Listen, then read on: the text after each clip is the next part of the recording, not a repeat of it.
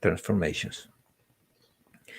This is the final step that we apply with the geocentrical coordinate system.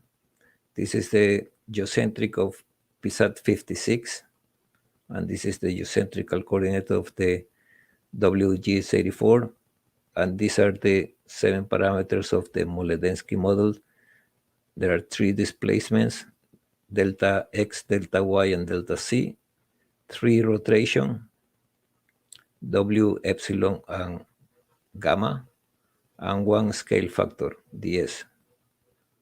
So from the geocentrical in PSAT 56, we try to, with the 7 parameters, try to compute the geocentrical coordinate in the new WGS 84. And then from the geocentrical to the geodetical, and from the geodetical to the planar coordinate system. We build a new projection in the city. It's a new normal Mercator projection. We establish a center of this coordinate system in one of the iconic part of the city. That's the Rotonda. And we decided that this was the central meridian, the latitude of origin, the scale factor of the origin is the fold easting and the folds northing. All of this is explained in the paper also. For the field work that we need to position in the old and the new coordinate system, we established the 33 GPS stations in the whole city. We send a crew from the United States to the city of Guayaquil in order to position all these 33 stations. We occupy them like 3 to 4 hours.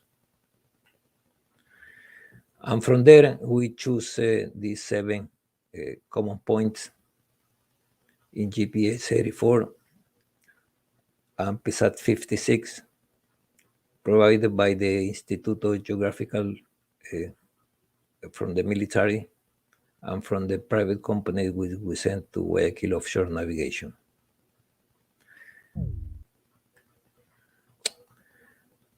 We need a help from the Defense Mapping Agency in order to apply and to compute the same parameters, as I said before, 3 translation, 3 rotation, and scale factor. And was Dr. Kumar from Defense Mapping Agency in the United States in order to help us with the parameters. So we did it also in the Bursa-Wolf model, tried to compare which one was the best of the 2. And we decided that Moledensky parameters has the best fit.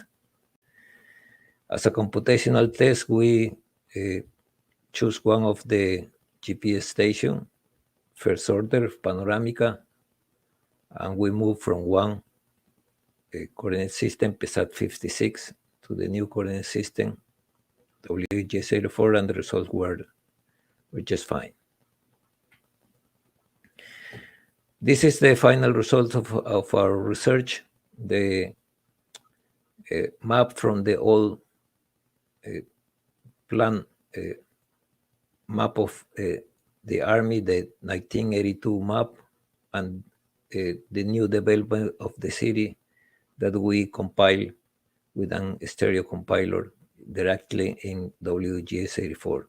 And as you see, the fit is okay. As a discussion, these are the main point of discussion of the research. Some points are very interesting to me, at least. One of them is that we just do 32 points in the whole city, but we didn't occupy the whole points of the whole city, the IGM, the National Army Institute of Ecuador. It will be interesting to know if there is any difference in the parameter of the Moledensky model if we try to use more points. But the things that we only did 32 is because the cost of the positioning in Guayaquil. As a conclusion, those are the parameters. We move the whole city, all maps in the consolidated part of the city, and we compile from stereo compilers the new data directly in WGS84. And right now, the whole city have the whole maps using in the cadastral and the public works application. Thank you very much. My name is Javier. I'm from a local university in Guayaquil called Escuela Superior Politécnica Litoral. And Cliff is a professor in Louisiana State University. And we did all the technical aspect of this project. Thank you very much.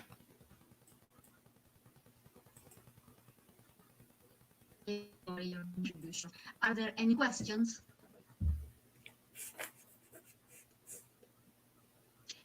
I have some consideration and a little question.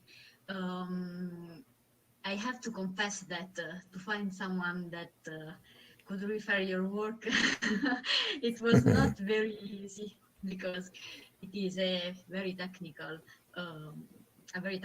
paper.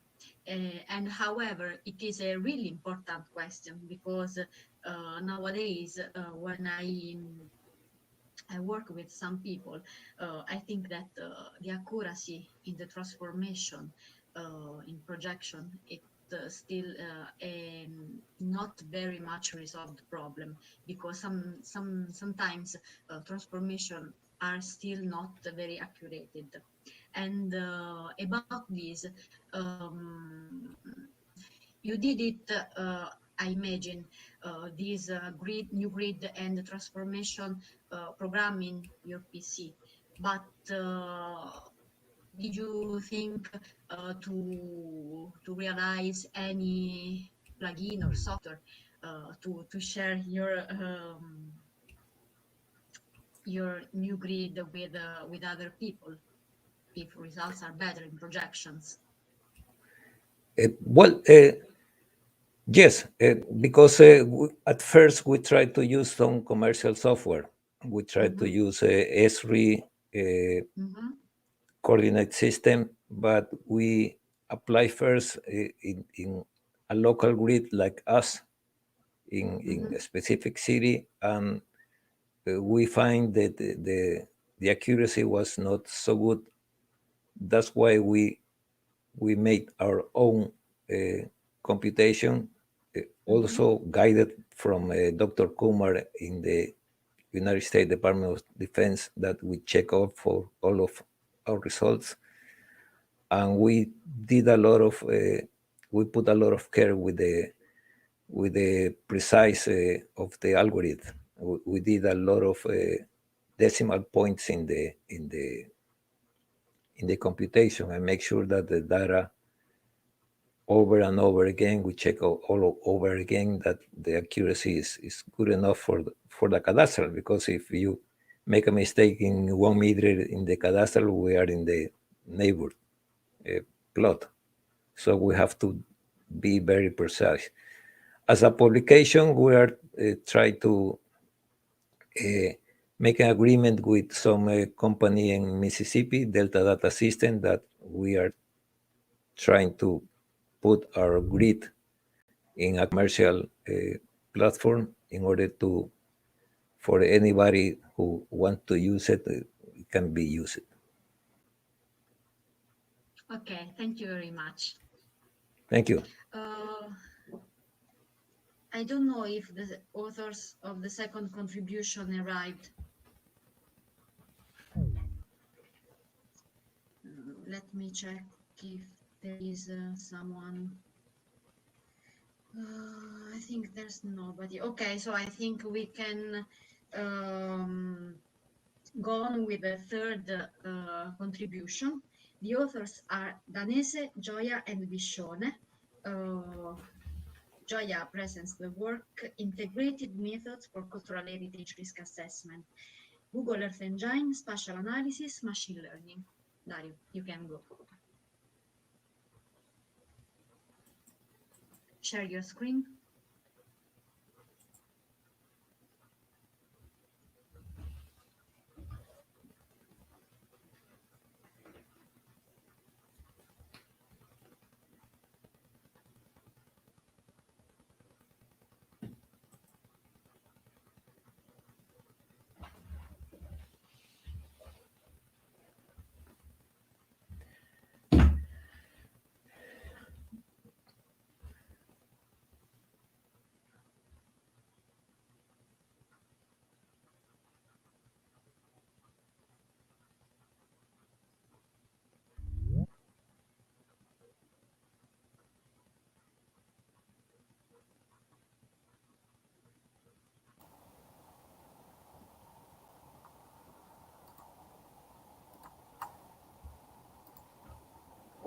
Now?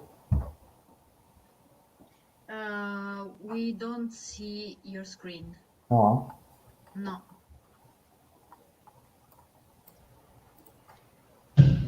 Maria, Sì. the second speaker just arrived. Ah, So, okay. Okay. So he can present after Dario. Yes, If yes. Dario is able to share his presentation.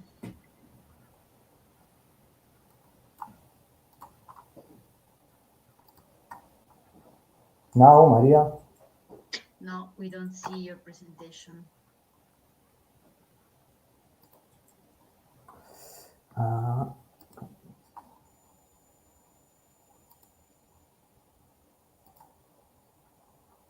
Which is the problem? I don't know. I have the presentation on my monitor, but...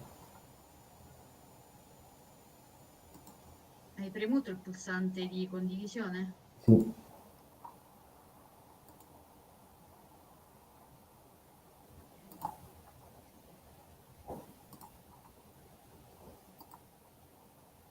Okay, we see it. Now.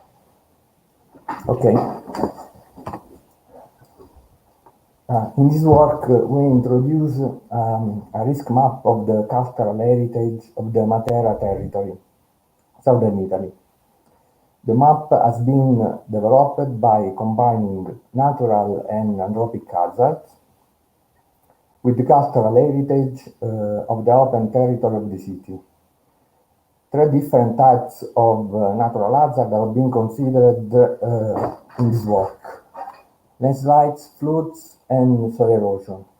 Whereas for the anthropic hazard, we extract a map of the urban growth of the city in the last 50 years. This map have been overlapped using the map algebra in order to provide a final risk map of the study area. An overview of the geological geomorphological features of the study area. The administrative territory of Matera is located between the western sector of the foredip of the Southern Apennine chains and the eastern sector of the foreland.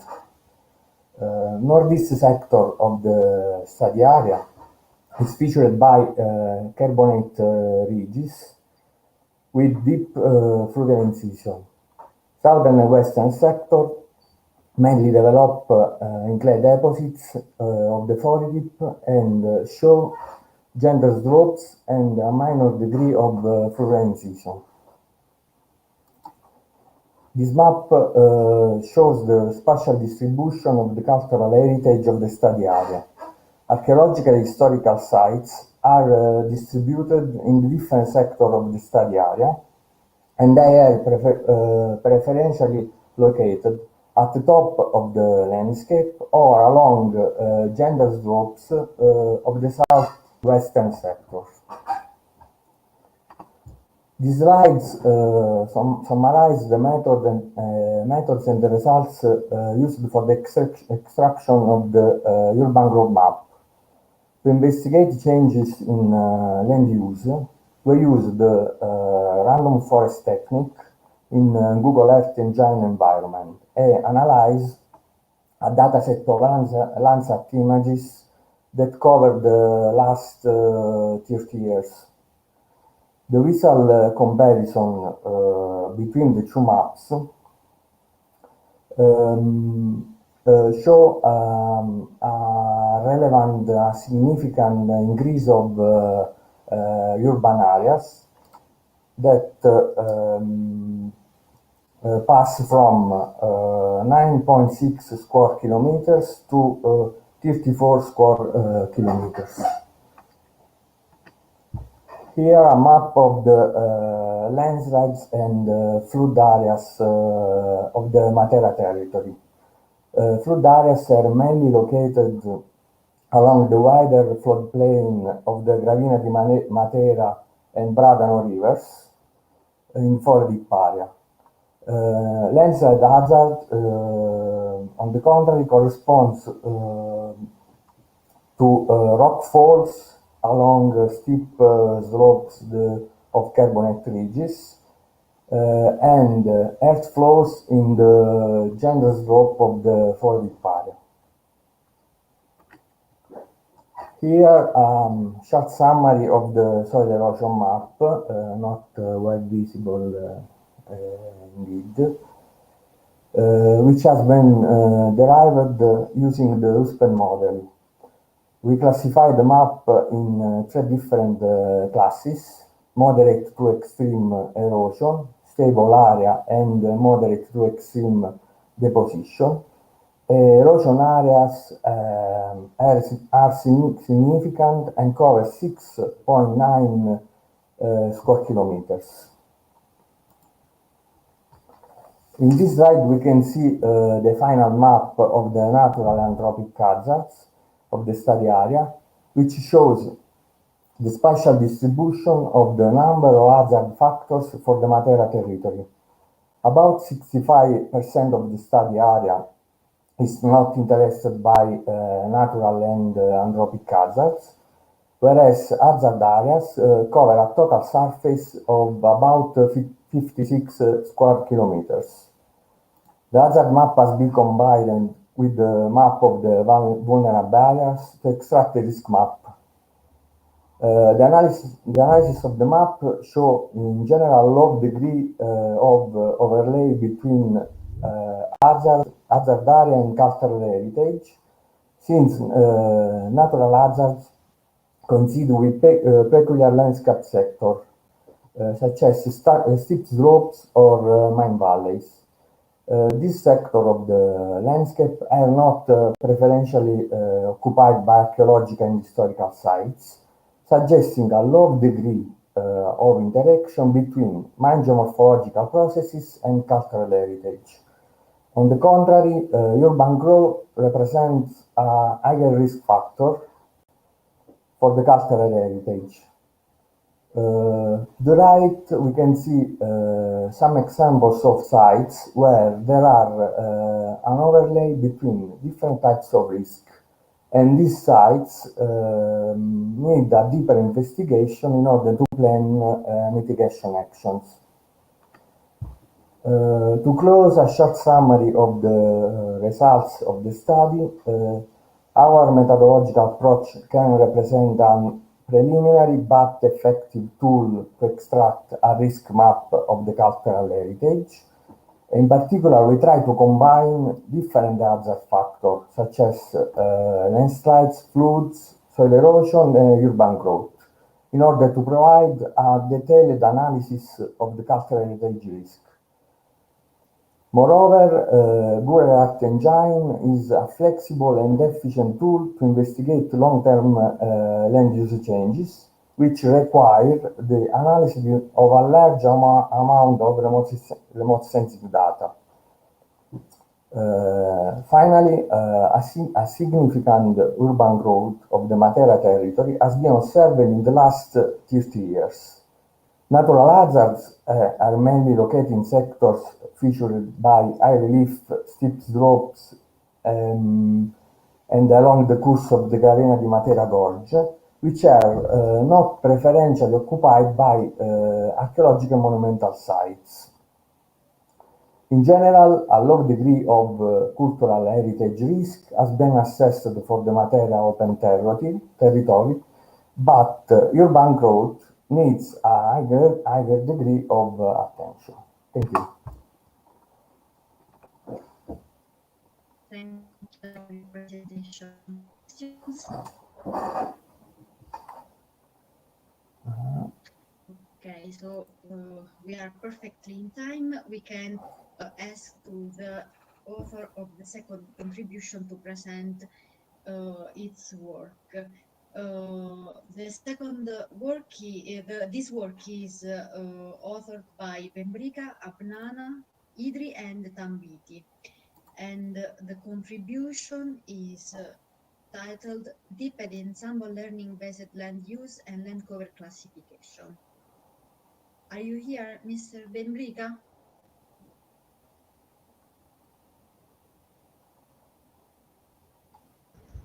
Maria, Yes. read the chat.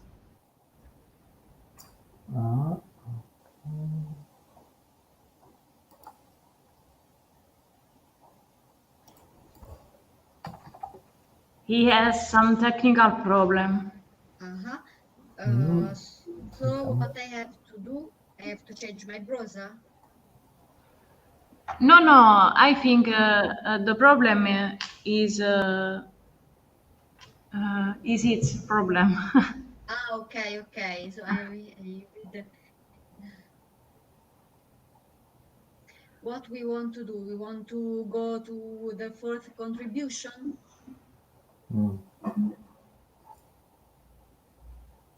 Yes, Maybe if you want. this is better. Or we want to wait.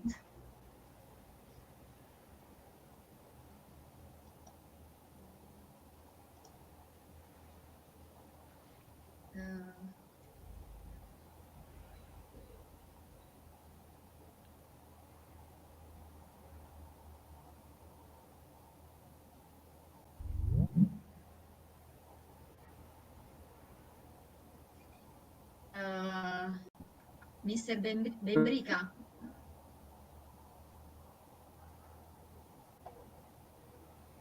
So I think that we can go to the fourth contribution. It is authored by Danese, Gioia Minervino, Amodio, Corrado, and Chiattarella. It is titled A Spatial Method for the Geodiversity Fragmentation, Assessment of Basilicata Region, Southern Italy. And it is presented by Antonio Minervino.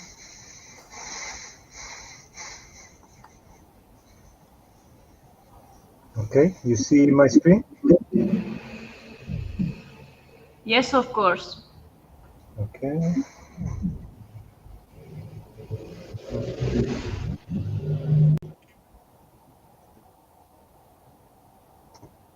Okay. Thank you for the presentation, Maria, and good morning to everyone. And let's go. In this work, a spatial method for the assessment of the geodiversity of Basilicata region is proposed through the use of the fragmentation indexes. 3 indexes have been applied to obtain geodiversity map of the study area: Shannon Diversity Index, Shannon Evenness Index, and Simpson Diversity Index. But first, let's define what is meant by geodiversity. Geodiversity is the range of geological, geomorphological, and soft features, assemblage, system, and process. Or more simply, geodiversity is the diversity of the earth features and system. About the method, we used the combination of the 3 main elements: the map of the landform, the map of climatic area obtained by using climatic data, and the map with the lithological and geological classes of the study area. These maps were combined to obtain geodiversity map, and result summarized in 3 fragmentation index map. The test area is the Basilicata region in southern Italy.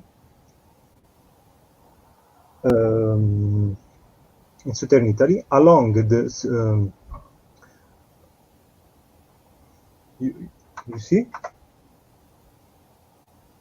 you see my screen? Sorry. Yes, we see it. Okay, it's okay.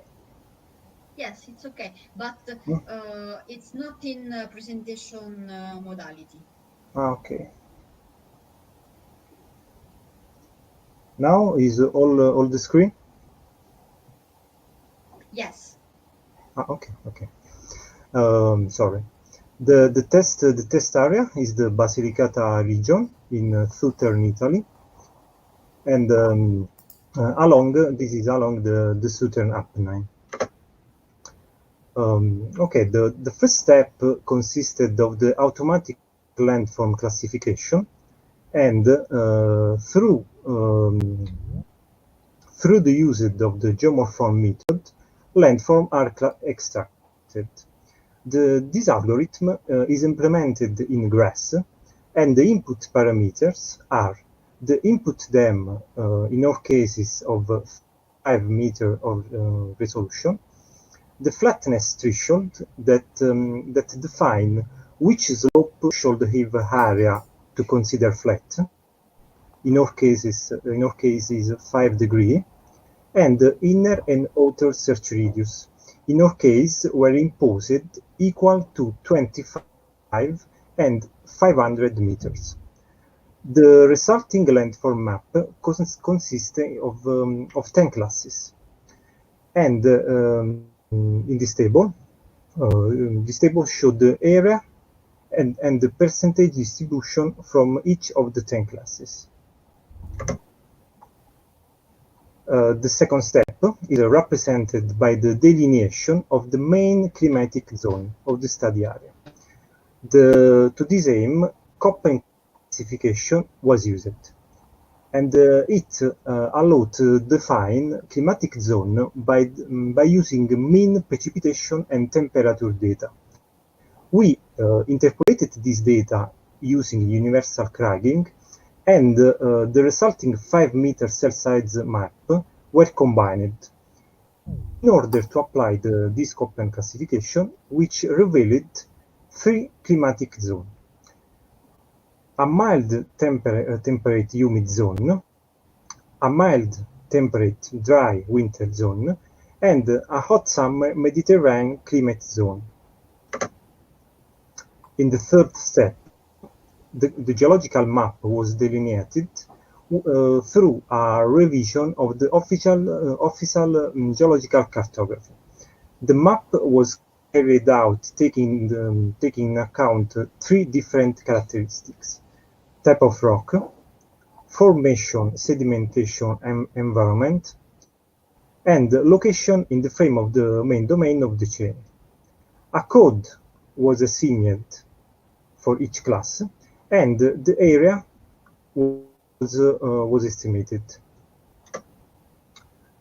The climatic landform and the geological map were combined with the wind map algebra, and the resulting raster was calculated as we reported, where C is the climatic class, L is the landform, and G is the geology.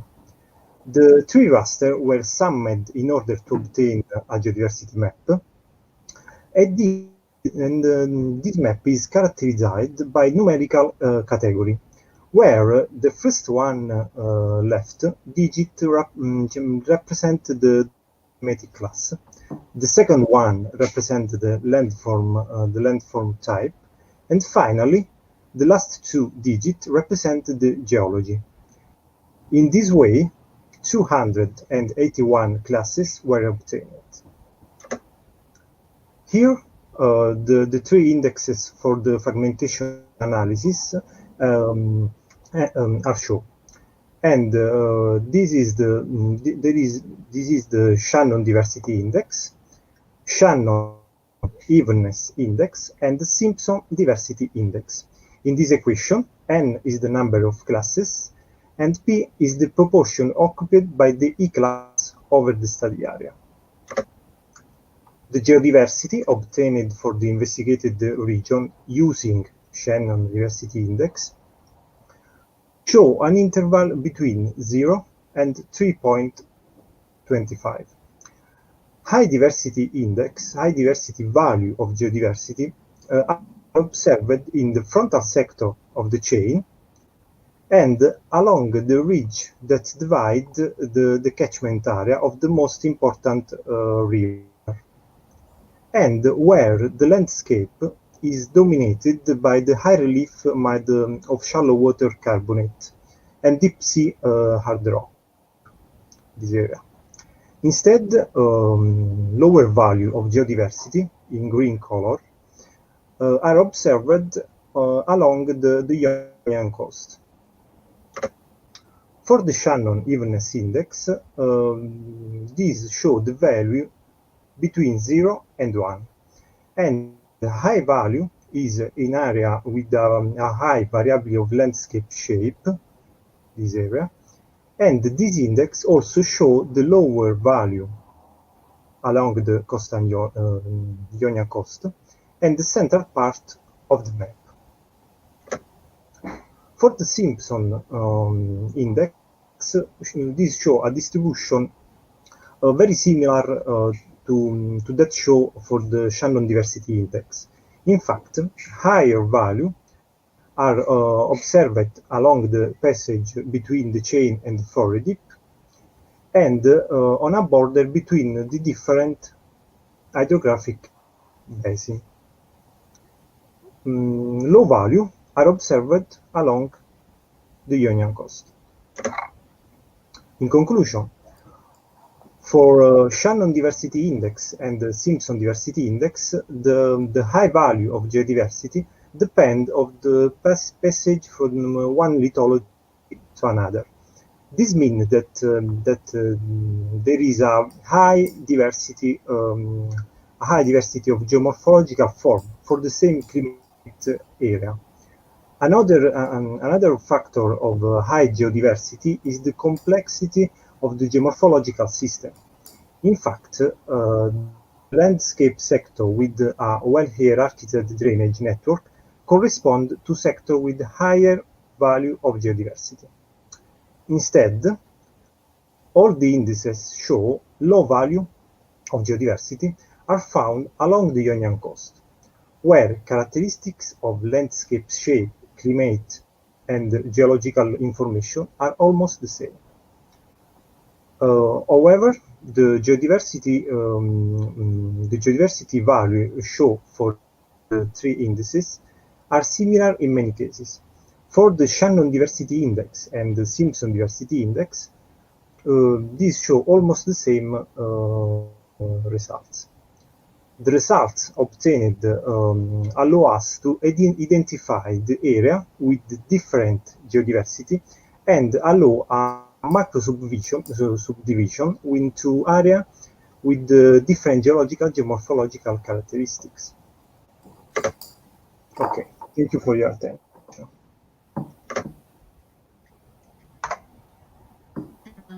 For your presentation. Questions?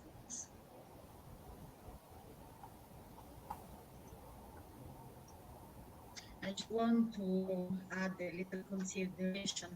I think that geodiversity is really interesting, but is a contradictory index because if it's too low, we don't have enough characterization of the landscape, while if it's too much, perhaps we have a too higher fragmentation. So there is the index that landscape was too much transformed. Are you agree, Antonio? Yes. So perhaps there's the need to create some threshold I don't know if it is possible to find some threshold to understand if the landscape is too much or too low fragmentation. However, we think about it for the next. Maybe the next step of the research can be an attempt to transfer the raster-based map to object-based map in order to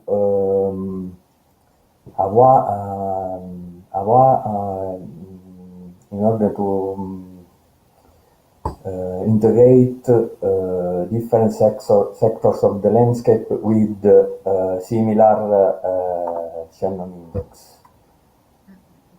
Yes. Okay, thank you very much. The author of the second contribution resolved his problems. Mr.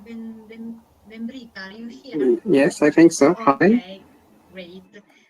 So I represent. Yes, do you hear me? Yes, Thank you. I'm sorry for the problems. No problem.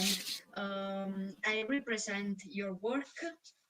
Okay, authors are Benbrica, Abnane, Idri, and Tambiti, and the title is Deep and Ensemble Learning-Based Land Use and Land Cover Classification. You can share your screen and present your paper. Exactly. Okay, thank you.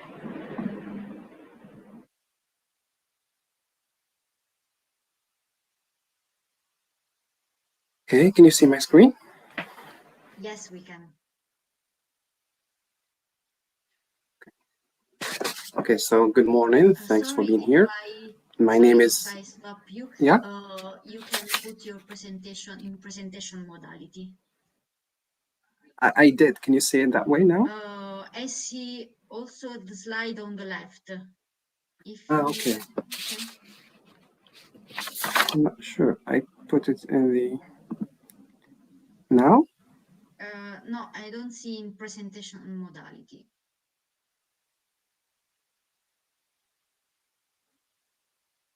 Is it now? No, Angela, do you see or it's my problem? I see not in presentation modality. Me too. I see the classical one.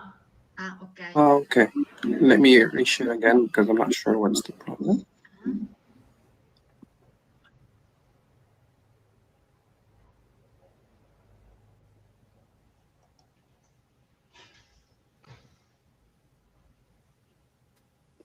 Okay. Now? Okay. Now, yeah. Okay. It's perfect. Perfect. Thank you. Okay, so as I said, thank you all for being here. My name is Hisham Benbrica. I am a PhD student at Mohammed V University in Rabat. I am also a data scientist at the Digital for Research Lab at Mohammed VI Polytechnic University. So today we'll try to present the work and the findings of our paper entitled Deep and Ensemble Learning-Based Land Use Land Cover Classification. And to do so, I will first try to give an introduction and background where I provide the context of our work. Then I will present the objectives, the research questions, and the experimental design that allowed us to answer these research questions. Then I will present the results, our findings, and discuss them. And finally, I will conclude and give an outlook and perspectives of our future works. Okay, so before I begin, it is important to define two key concepts to our work that are land use and land cover. These two concepts are closely related to each other, but they actually have two different meanings. Each one of them has its own unique meaning. For example, the Food and Agriculture Organization defines land cover as the observed biophysical cover of the Earth's surface, while land use is defined as the arrangement, activities, and inputs undertaken in a certain land and cover type to produce or change and maintain it. In other words, land cover is the physical material on the surface of the Earth, while land use is the description of how people utilize the land for their socio-economic activities. And a land use land cover is something like this. It is highly important to have such maps because they give you not only present data but also are capable of giving you past data if you use satellite data, for example. And this kind of information can be used to understand the environment around us, to understand the changes, monitoring the changes that are occurring, and to make better and more informed decisions and policies. And so the combination between the high availability of satellite data and the high performance of certain machine learning algorithms in imagery-related tasks motivated the use of machine learning in this task of building land use land cover maps, LULC maps.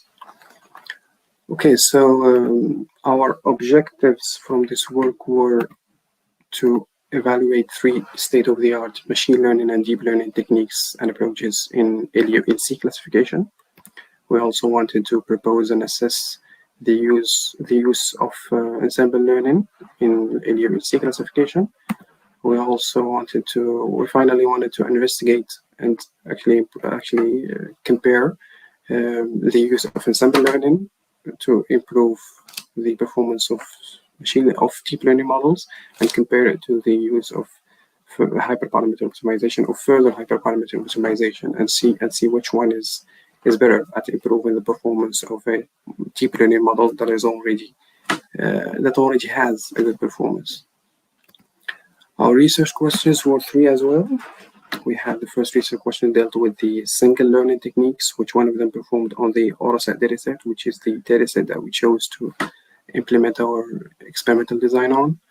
The second question was trying to compare the ensemble learning combinations with the single learning models. And finally, we wanted, as I said, to compare ensemble learning and hyperparameter tuning. Okay, so our experimental design, as I said, we first chose the AutoSet dataset, which is a dataset, a land use land cover dataset proposed by the German Research Center for Artificial Intelligence. It is composed of 27,000 LULC images. Each one of them is 64 by 64 pixels, and they are classified into 10 LULC classes. Then we implemented two types, let's say, of machine learning techniques. There are the single learning and the ensemble learning. The first single learning classifier we built was a convolutional neural network from scratch that we built ourselves. We called it LULCNet. And then we used transfer learning, that is several pre-trained models. We've used them on this dataset, trained them actually on this dataset. And finally, deep feature extraction, where we use 2 pre-trained components, namely ResNet and VG16, plus 3, or actually more than 3 machine learning algorithms as classifiers to classify the visual features that were extracted with the pre-trained models. The ensemble learning techniques were also 3 types. There is the deep learning ensembles, where it's a combination of deep learning models. Then there is the machine learning combination, that is a classifier that is composed of machine learning models, and they are combined together. And the final one, we call it hybrid, where we combine deep learning and machine learning models together to give an ensemble learning classifier. Okay, so now let me present the results of this experimental design, and to do so, I will go research question by research question. And I will present because we have trained several models, and I will be presenting the models that perform the best per approach. Okay, so the first research question, as you remember, deals with the single learning techniques, and we try to compare their performance on the AutoSet dataset. Now we had 3 types. We had the convolutional architecture that we built. We had the pre-trained models, and we had the feature extraction. Now, as you can see, the pre-trained model, VG16, for example, seemed to perform the best in terms of accuracy, and it also trains the fastest. Not the fastest, but it trains fast, given its architecture. And for the LULCNet, as you can see, it also does achieve a relatively good performance, and it trains a lot faster. I mean, not a lot faster, but the fastest among these three classifiers.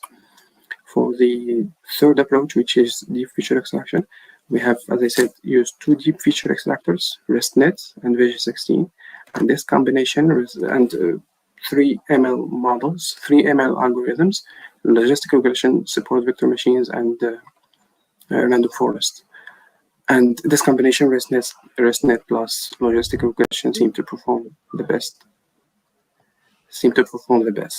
among the feature extraction classifiers. So this was the first research question. The second research question dealt with whether any combination of ensemble learning performed better than single learning models, and whether ensembling the models was worth it, actually. And actually, to measure that, I will start by defining the metrics. That is the accuracy of the ensemble metric. This AOE is the accuracy of the ensemble, so it's basically the accuracy of the classifier. And the change in accuracy is, as I defined it here, is the accuracy of the ensemble minus the accuracy of the best base learner. And the ensemble learning technique we used here to define this terminology that I'm using is stack generalization. So you have base learners and you have a meta learner. We have used different combinations of base learners, combinations from the classifiers that we had already trained. And the meta learner, we choose 2 meta learners, logistic regression and MFP.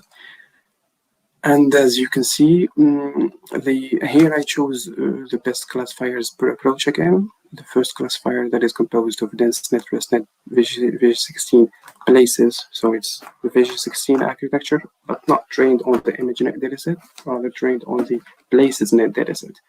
This one seems to perform the best. And the change in accuracy is positive.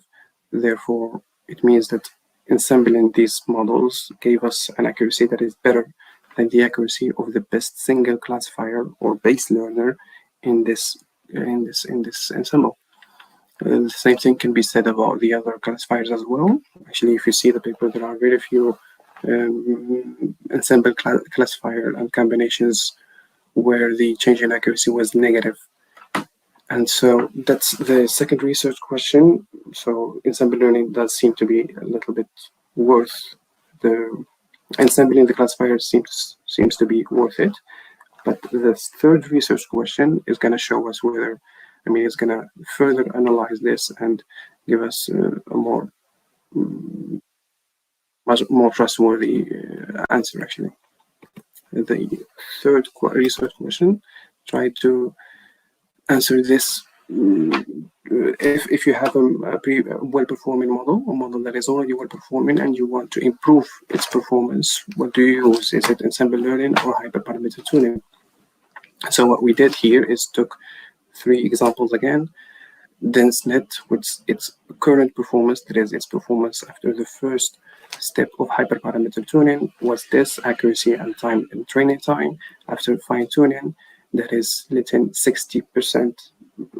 In the current performance, we only let the 30% of the architecture to be tunable, and in the second step of fine-tuning, we let 60% of the architecture, actually 66% of the weights in the architecture, to be trainable.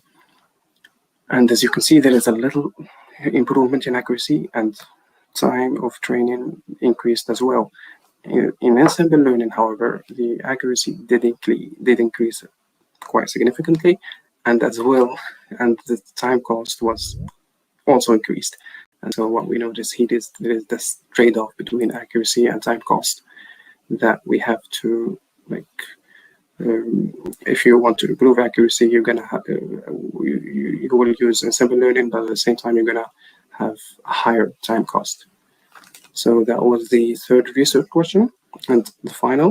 And now I'm gonna try to give the 3 conclude by saying that in this work we have assessed the performance of different single learning techniques on ADLC classification task. We have evaluated the performance of ensemble learning models on the ADLC classification task, and we have also compared the improvement introduced by hyperparameter tuning and ensemble learning to models that are already well performing.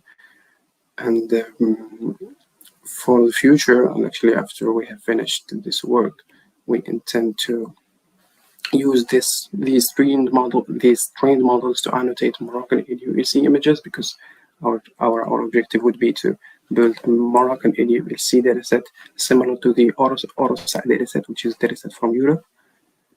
And then we would like to explore the use of fuzzy-based processing techniques and classifiers, because these kind of processing techniques and classifiers can handle uncertainty, which is present in imagery data, in satellite data. And finally, we would like to validate our models on other datasets other than ORSAT dataset to get a sense of their generalization capabilities. And that is it for me. Thank you all very much.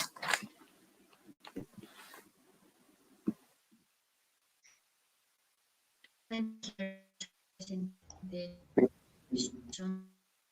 And I think we are in time. There is no time for to thank everybody for your participation, and see you next year. Thank you. Thank you very much. Thank you.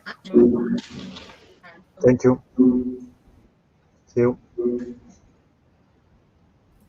Thank you very much. Thank you.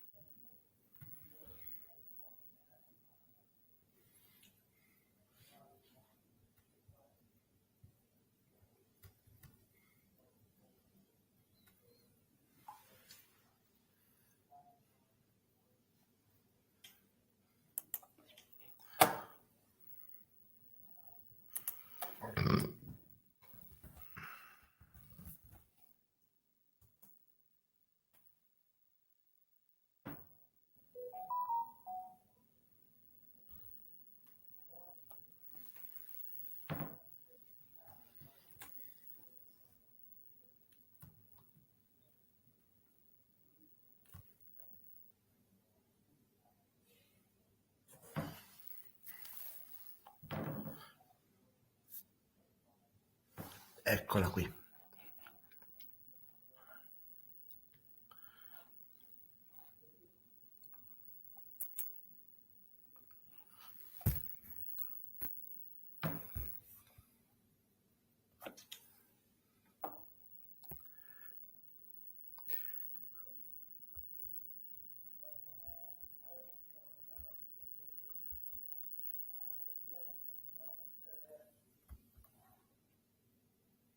No.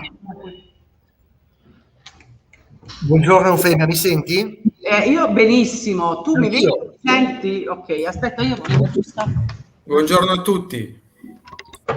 Buongiorno a tutti. Ora siamo noi, non ci vede nessuno. No, in questo momento non mi vedo ancora. Ok, dai, un minimo. Va bene? Va benissimo ora, sì. Sì, si sente benissimo. Beh, siete pronti ragazzi? Siamo caldi. Siamo caldi. Siete caldi? Gli altri due, vabbè, però è presto. Dai, ce la fai per il caffè oppure con... No. Non ce la fai? Vabbè, tanto poi dopo. O no, devi Sì. stare con me. No, e poi al termine della prossima sessione. Non è... Ce ne andiamo insieme a prendere il Va, caffè. va bene, Ok. va bene. Forse per iniziare è meglio aspettare comunque l'orario. L'orario? No, quello sì. Perché alle 10:15. Alle 10:15 per permettere a tutti di essere collegati. Perfetto. Vogliamo fare una prova se... Per la condivisione, visto che sei il primo, giusto? Però stavolta, vedi, funziona benissimo. Sì, Ti ricordi l'anno scorso? Mamma mia! Sono stati fatti anche in questo periodo, sono stati fatti sono stati probabilmente messi a posto anche dei problemi. Infatti, perché bravo. tutti questi sistemi che usiamo a volte vanno in conflitto l'uno con l'altro. Sì. E quindi... Bene, allora prova a condividere. Sì, facciamo una prova, meglio così. Allora, io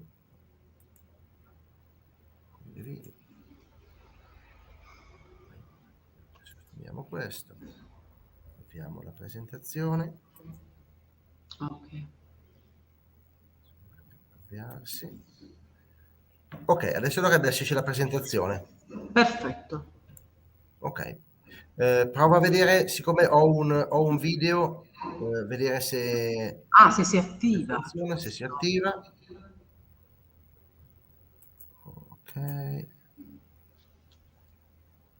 Lo vedete? Sì.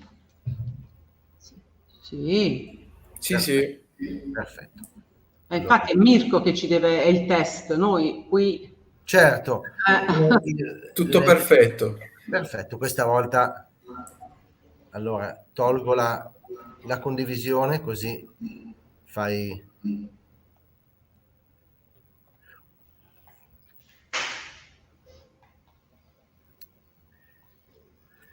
Mirko, tu vuoi fare la prova? Vogliamo provare? Ok. Condivido lo schermo, vediamo un po'. Tanto, dobbiamo aspettare. Vedete? Sì. Sì. Ok. Sì. Perfetto. Ok. A posto. C'è sia Federico Villaseca. How do you hear? Good morning. Are you connected? Hi Federico. Hi. Hi. Good morning. Good morning. Would you test the system by sharing your presentation? Okay. Just some minutes. Can you see it there? Thank you. Thank you, Federico. Well, Let's move with Santiago. Hi, Santiago. Hi. Would you share to test the system, please? Okay.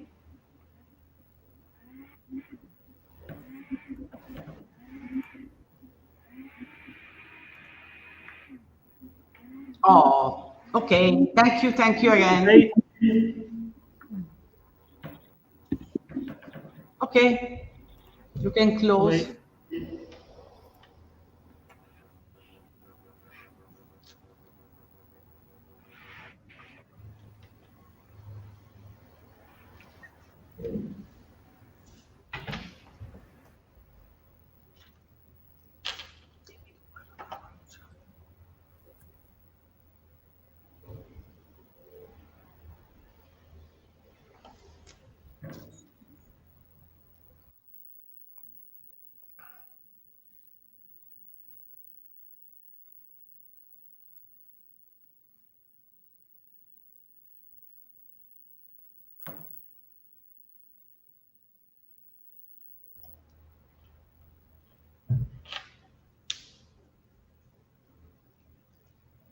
Quante sono connesse? Oh? Sì, loro 6. No, 5 perché uno siamo noi. No, ma dico da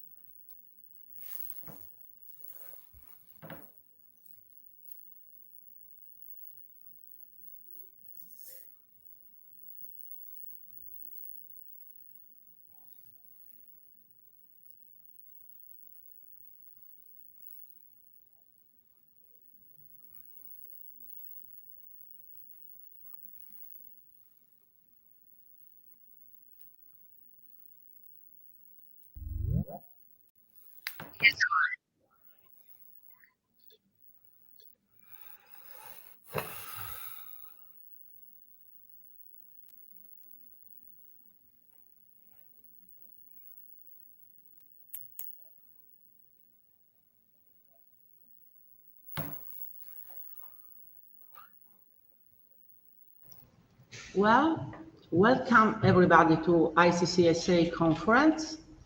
I'm the chair of this workshop named Geomatics for Resource Monitoring and Management. My name is Eufemia Tarantino. I'm a professor of geomatics at the Polytechnic University of Bari, Italy.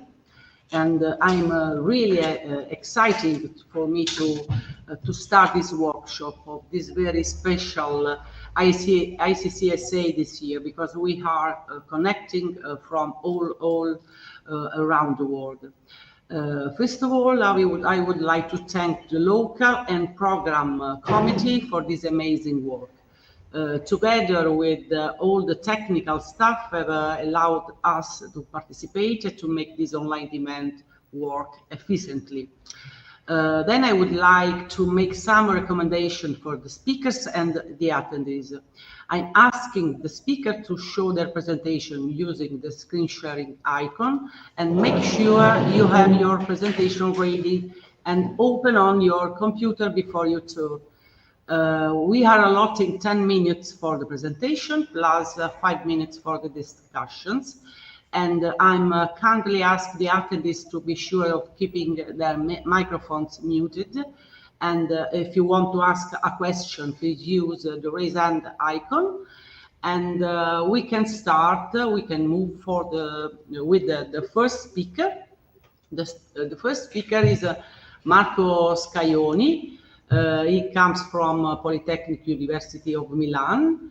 is presenting the work landslide dam failure analysis using imaging and ranging sensors. He wrote this work with Keivan Tavakoli, Ehsan Zadeh-Ali, Arsalan Malekian, Sara Darsi, and Laura Longoni. Let's start, Marco. Thank you, Eufemia, for this kind of introduction. As has been introduced, this work is the result of a cooperation with some master students and colleagues in Lecco campus of Politecnico di Milano University, and in particular, it comes out from an integrated course where we teach to students how to deal with problems about slope stability, giving tools coming from geology, engineering geology, geophysics. Can you listen to me? You have to share the presentation. Yeah, it's... we cannot see. Okay. Okay, now it should be visible. I thought it would be visible. Can you see now? No? Oh, okay. Now it's okay. Perfect. Okay, great.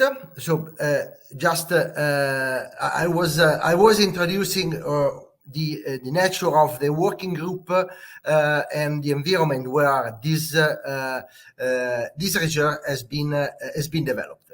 And in particular, it's a result of an integrated course where competencies from geomatics, geophysics, and engineering and geology are put together to understand problems about slope stability. And in particular, this is the summary of the presentation I'm going to give. Last year, we decided to explore a new kind of geotechnical problem, that is landslide dams.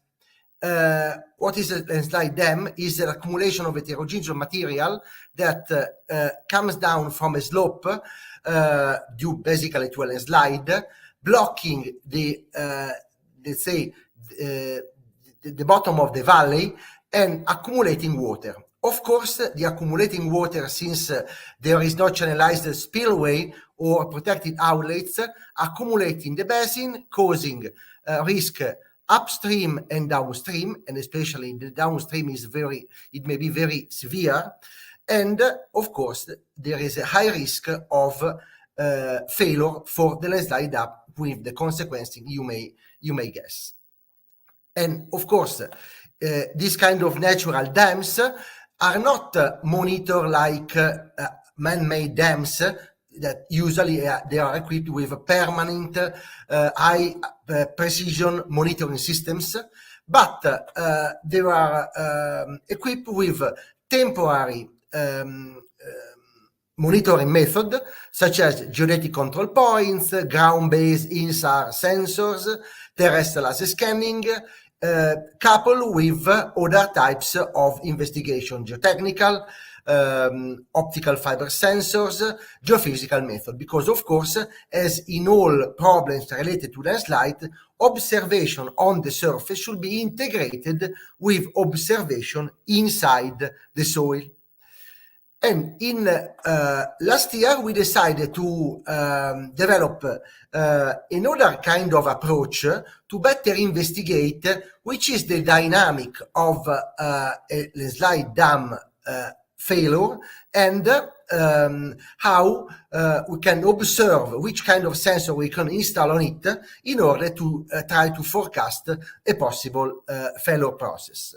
And we did that by simulating a landslide in a landslide simulator, let's say a kind of flume that can be inclined, where a slope may be reconstructed, and in general, by pouring water over it, a landslide can be triggered and observed and recorded by different types of sensors. In particular, in Lecco campus, we have developed 3 or 4 years ago, we have developed our own landslide simulator that allows us to do as demos for students, as experiments the students can do, and for scientific research, different kind of experiments. As you can see, the landslide simulator can be inclined at different degrees, so that different kind of processes and different parameters may be set up, and to see how they determine the process we trigger. In particular, in this experiment, we replicated a model landslide dam. Of course, it was more regular than a natural one, but you can see in the upper figure from the lateral side the shape of the accumulated earth, and in the upper part of the dam we slowly we fill it with water, generating water infiltration and generating the failure of the landslide. Of course, the important aspect of the problem was the sensor equipment. We equipped the landslide, the landslide dam, with some geotechnical sensors, geophysical sensors. You can see all these cables coming down. They are more visible in other images. They correspond to the geoelectric resistivity sensors, and in the end, and it is the focus of this presentation, imaging sensors, a couple of, let's say, action cameras, a single lens reflex full frame camera on the side. The two action cameras were put on the top, and some ranging, and a laser scanner to collect data from the front of the landslide model. Here you can see how the experiment developed, as captured from a camera in the upper position, and then from a camera from the lateral side. You see, as far as water infiltrate, the slope fails. You can see the flow of the water infiltrating up to fill the entire landslide body, and then it falls down. Okay, how did we process the data? Okay, about the images, we decided not to use 3D photogrammetry because we were more interested in detecting we had a laser scanner to detect, to reconstruct the surface and to compare and to compute volumes. But in particular, we were interested in detecting the strains on the surfaces of the landslide dam. In particular, we applied 2D digital image correlation to detect the strains. And as you can see in these two images of the lateral sequence, the different colors represent the different intensity of strains. We will come back on some comments about that. We also did the same on the sequence in the upper part, but here the presence of all this cable disturbed this kind of data acquisition. And during the experiment, we also collected 3 laser scans that were georeferenced based on the use of some targets measured by total station. And after some pre-processing task, co-register and georeferencing, we were able to use this point cloud to compute surface changes. In particular, I would like to highlight some results. I showed you before that, especially from the lateral cameras, we could, and using the DIC method, we could compute along the experiment the strains in the landslide dam. These strains were used for the calibration of some numerical model for modeling the landslide, and we could see that the strain increased within time along with the gradual infiltration of water in the upstream side.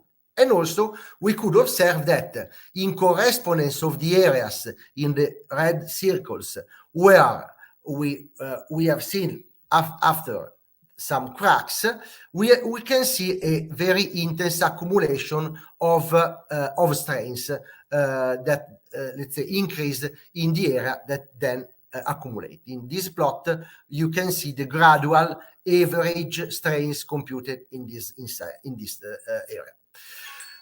And in the end, we also used the point cloud we collected at 3 different epochs, using a tool in the popular point cloud processing software Cloud Compare. We did a comparison of the different scans to highlight the changes. And also we use we use the point cloud to compute the volumetric changes, and we could evaluate that 28% of sand has flown away during collapse. Okay, just come to some conclusion. We have seen that by simulating the failure of a landslide dam in our landslide simulator, we could demonstrate that using 2D digital correlation, we could detect strains and displacement to be predictor of the failure of some parts of the dam and then of the entire landslide dam. Of course, we could not process with very good result images covering the upper surface of the dam, and this will be something we would like to improve in next applications. We found a relationship between the quantity of water infiltrated and the surface displacements. We computed changes and volume changes by comparing point clouds, and we evaluated that 28% of the whole sand volume was flowed away. And of course, this mass may result in direct damage in a real world failure, because this mass will flow down and hit everything will be in the valley downstream the landslide dam. And that's all for my presentation. I try to fit in the time, and so there is, I think, I give back the stage to our chairwoman. Thank you, Marco, for your interesting intervention and for sharing your contribution. Before moving on the next speaker, I would like to ask if the entities have any questions. I have a question, Marco. With regards to the future perspective, are you thinking about to continue with this experiments and using our instrumentation for this analysis? Of course, we have already planned the dates of the next experiments. We do not do only experiment on the landslide dams, but the most of experiments they are related on earth or shallow landslides. And we have already planned future experiment. In general, in each of them, we try different configuration, different materials, and especially this year we will try a new imaging system made up of 3 industrial cameras to provide not only image for the digital image correlation, to the digital image correlation, but also for the photogrammetry reconstruction. Thank you, Marco. Thank you again. Okay. Let's move on. Another question. Okay. Please come here. Come here.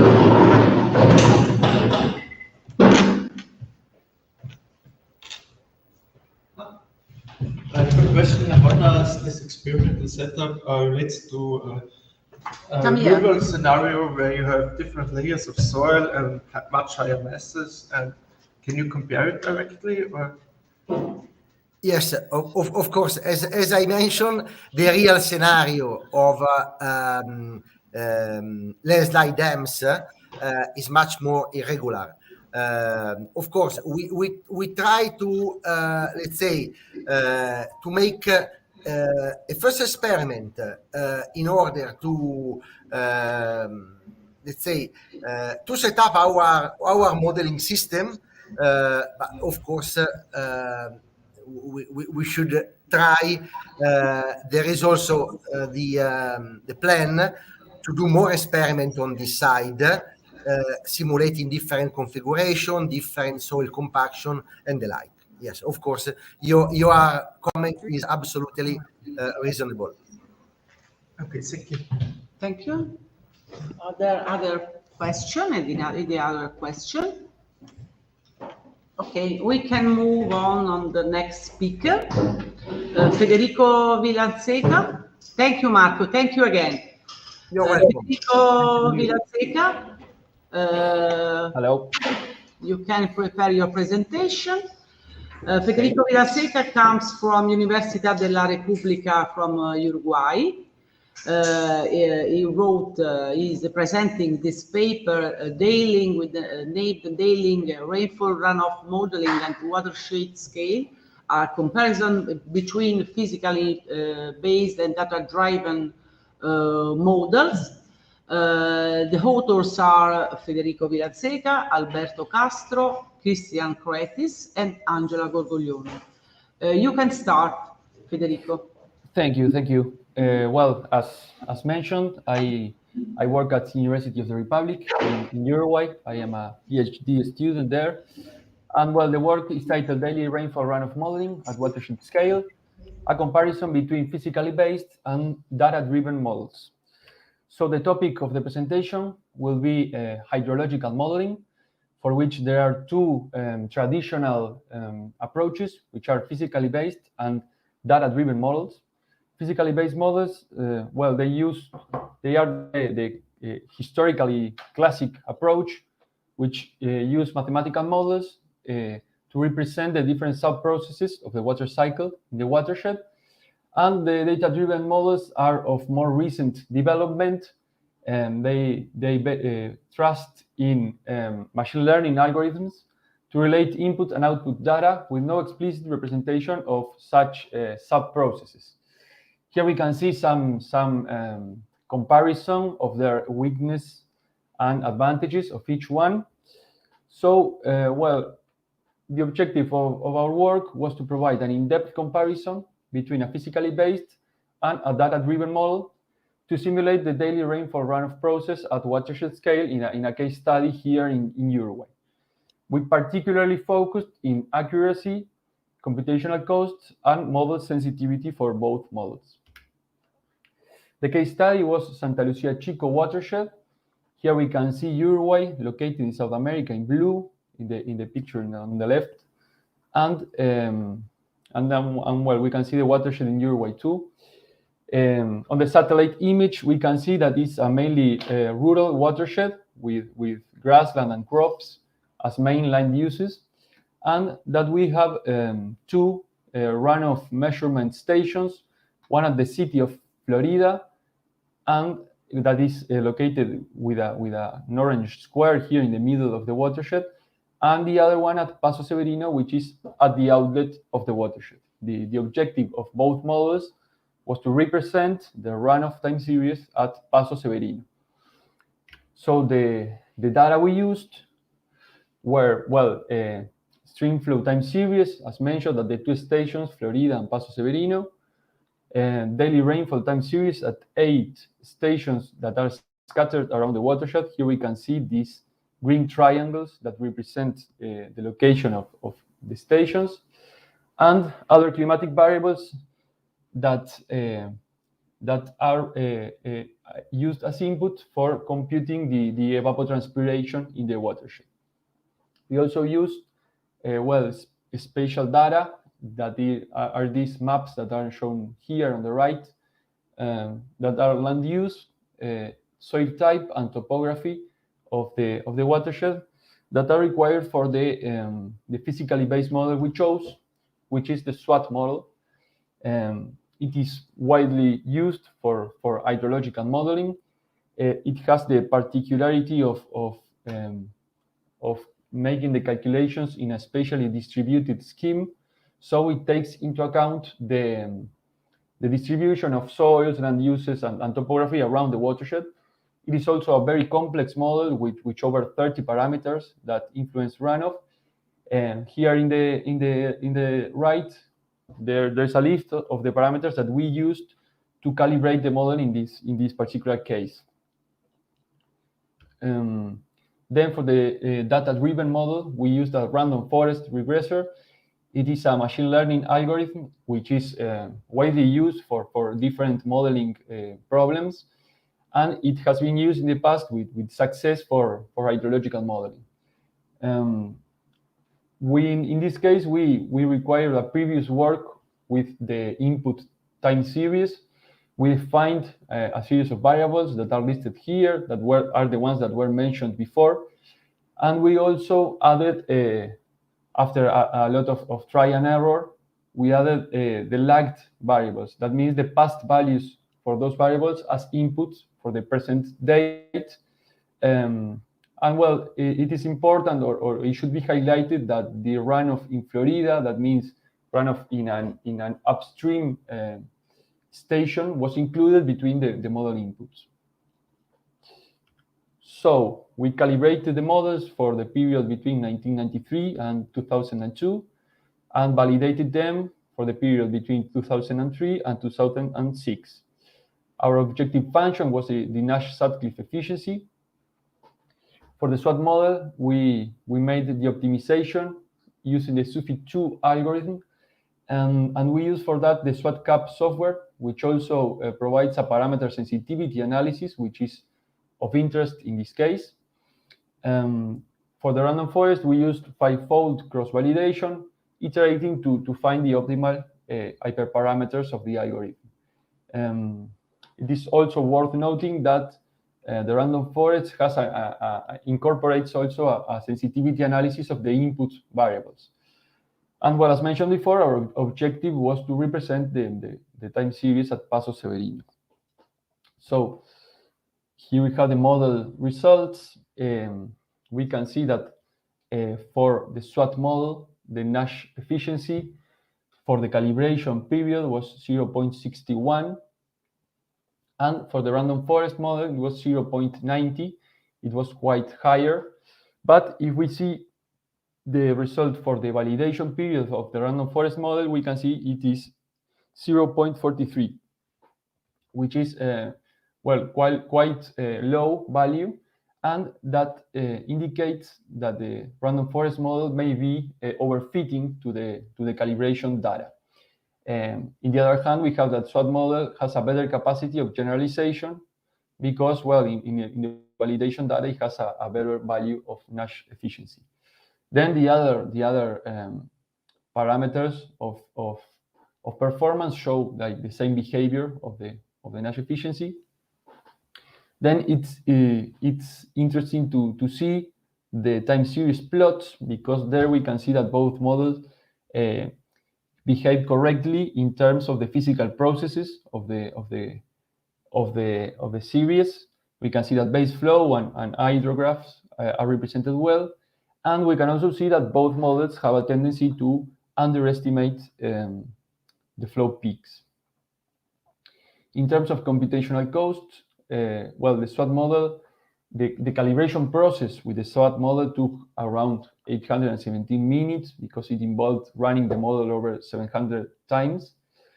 And it's a quite long time if compared with the 53 minutes that takes to obtain or to calibrate the random forest model. And this is a bit misleading because random forest model had a previous processing time of the input variables that increases this time to obtain a working model and making it a bit more even between the two approaches. And well, here we can see the results of the sensitivity analysis. As mentioned before, SWAT model sensitivity is of the model's mathematical model's parameters. We can see that the main parameters are the base flow recession constant, the runoff curve number, and the Manning roughness value, which all of which represent the main processes of the water cycle in the watershed, which are base flow, storm runoff and, well, the transport of the water through the channels.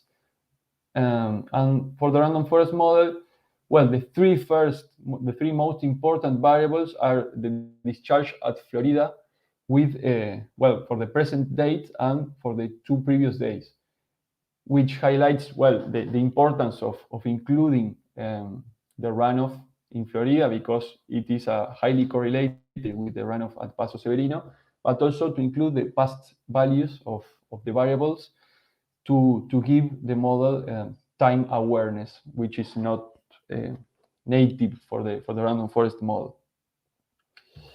So, well, we have here a summary of the conclusions, which I mentioned before. Both models show satisfactory performance for the calibration period and unsatisfactory performance for the validation. Here, the threshold we consider is 0.50 for the Nash efficiency. The data-driven model has better performance, but it is probably overfitting to the data. And, well, the physically based model shows a better capacity of generalization, which is a classic result for this kind of comparison.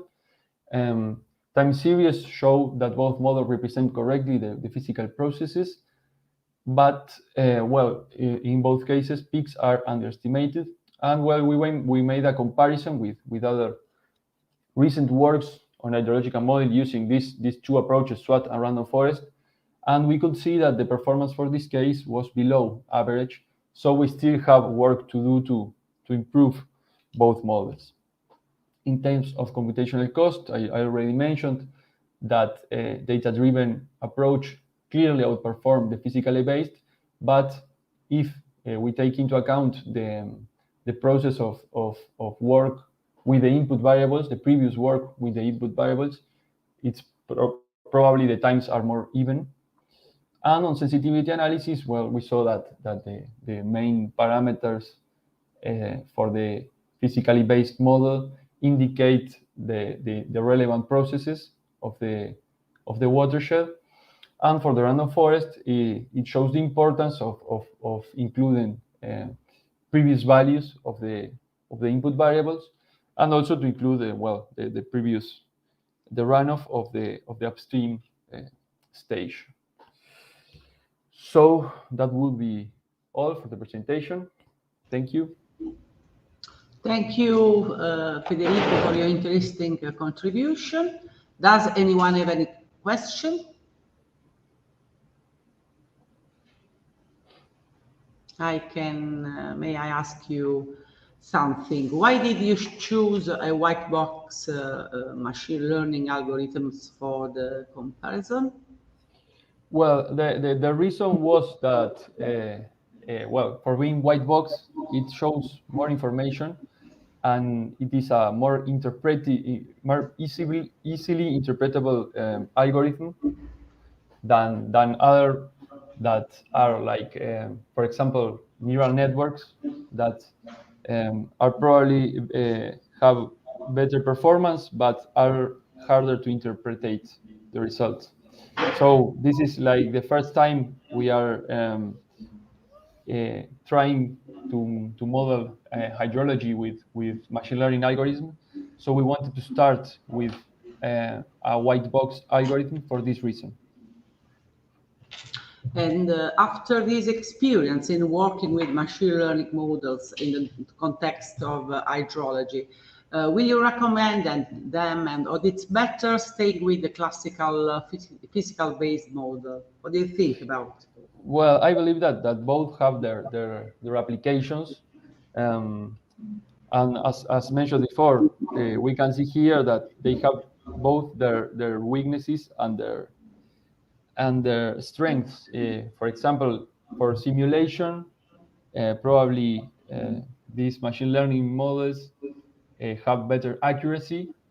But if we want to apply them, for example, for prediction, maybe physically based models are more suitable because of their generalization capacity. Maybe they are less accurate, but more trustworthy for using them in periods outside the calibration period.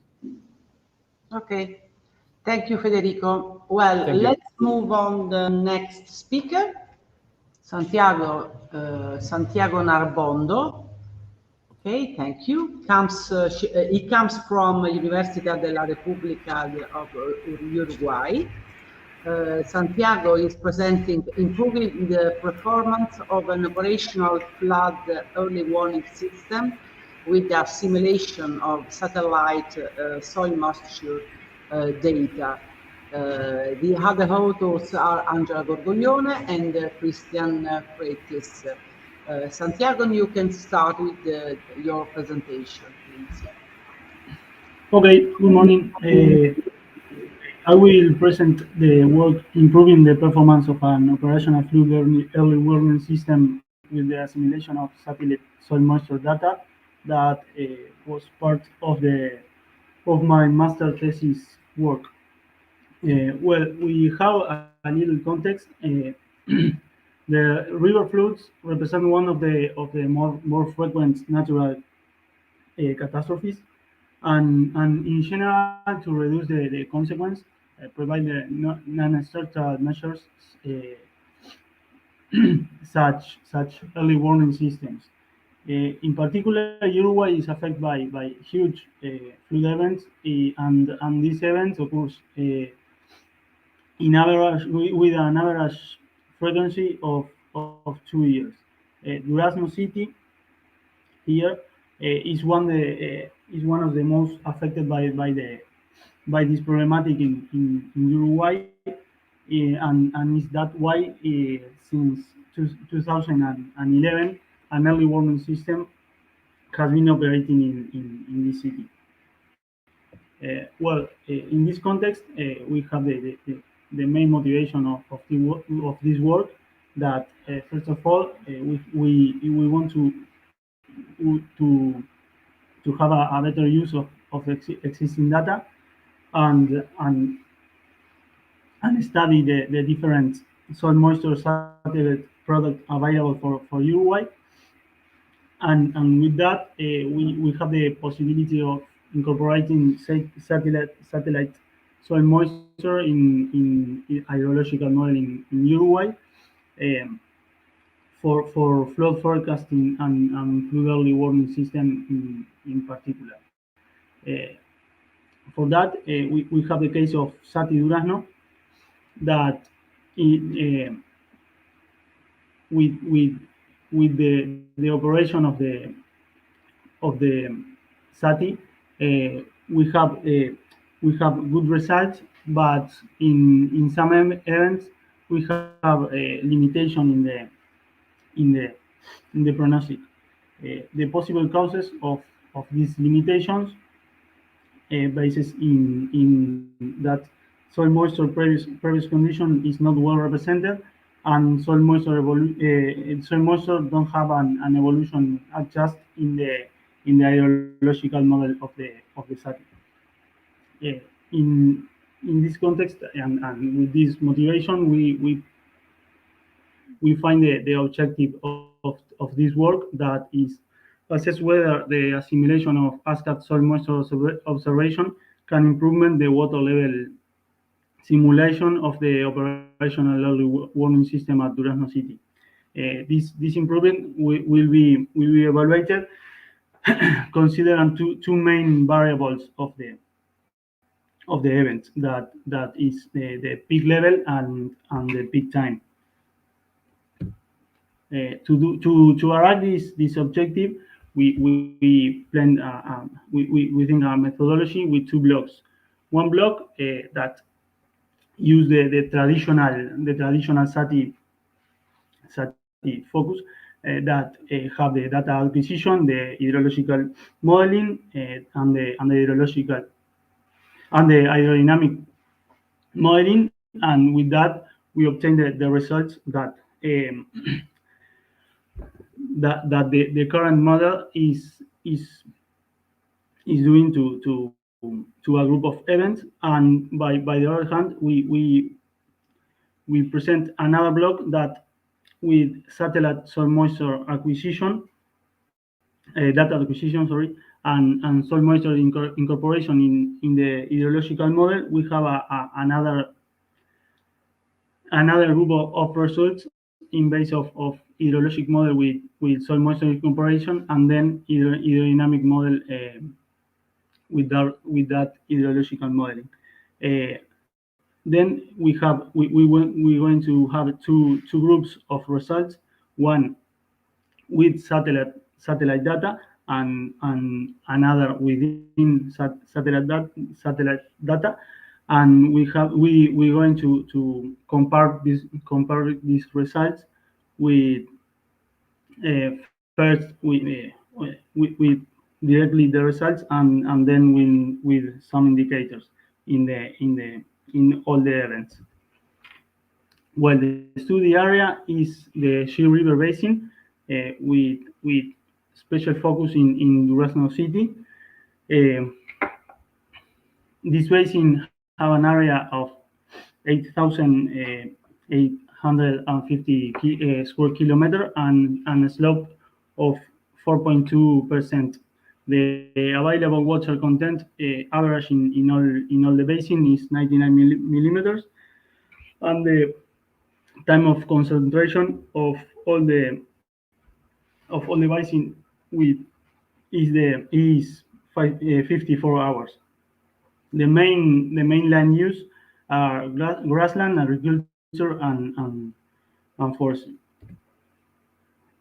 Well, to data collection, first we have to do the traditional data collection to hydrological modeling and aerodynamic that center in have precipitation, water level, and soil type data. This data of precipitation and water level was collected for 14 flood events, and the pluviometric stations and hydrometric station are here in the basin.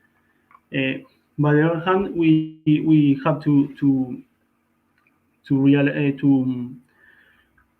collect data of soil moisture satellite from ASCAT, from Advanced Scatometer, that is on board of METOP. Advanced Scatometer is an active sensor with a frequency of 5.3 gigahertz.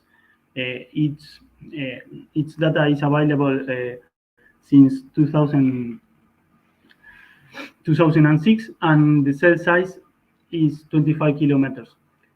Measure the soil moisture with a depth of 5 centimeters, and the results present in saturation degree between 0 and 1. For all globe have a daily revisit. Well, with the data collected, we have to do the hydrologic and aerodynamic model. Hydrological model is based on curve number method from the NRCS, and for that hydrological modeling, we have to divide the basin in sub-basins. When we have the results of flow hydrograph, we have to do for each sub-basin, we have to do the hydrodynamic modeling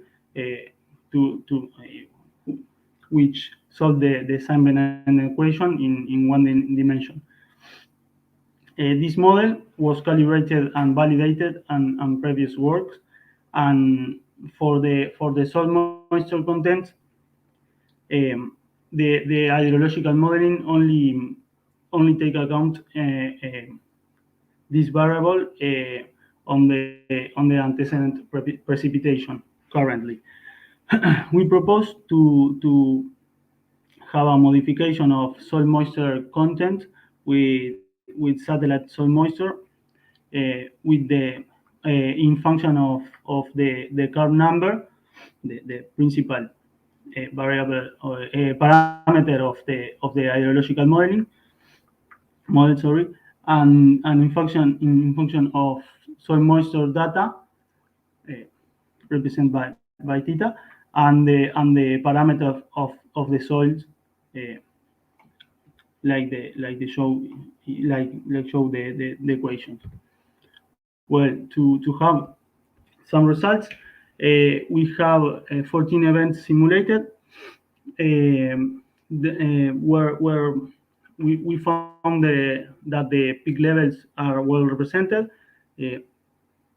We have for the results with soil moisture incorporation and within a similar tendency with the limnogram branch, and we found that a broad flood hydrograph are not correctly captured by the model in both cases, with soil moisture incorporation and within soil moisture incorporation. We found too some improvements in some limnogram with soil moisture incorporation. Well, for peak level and peak time, we use some indicators, and for the group of 14 events, we average this indicator to evaluate the results. For root mean square error and correlation coefficient, and absolute difference in the peak level, we have a good improvement that of 180%, 97%, and 144 for each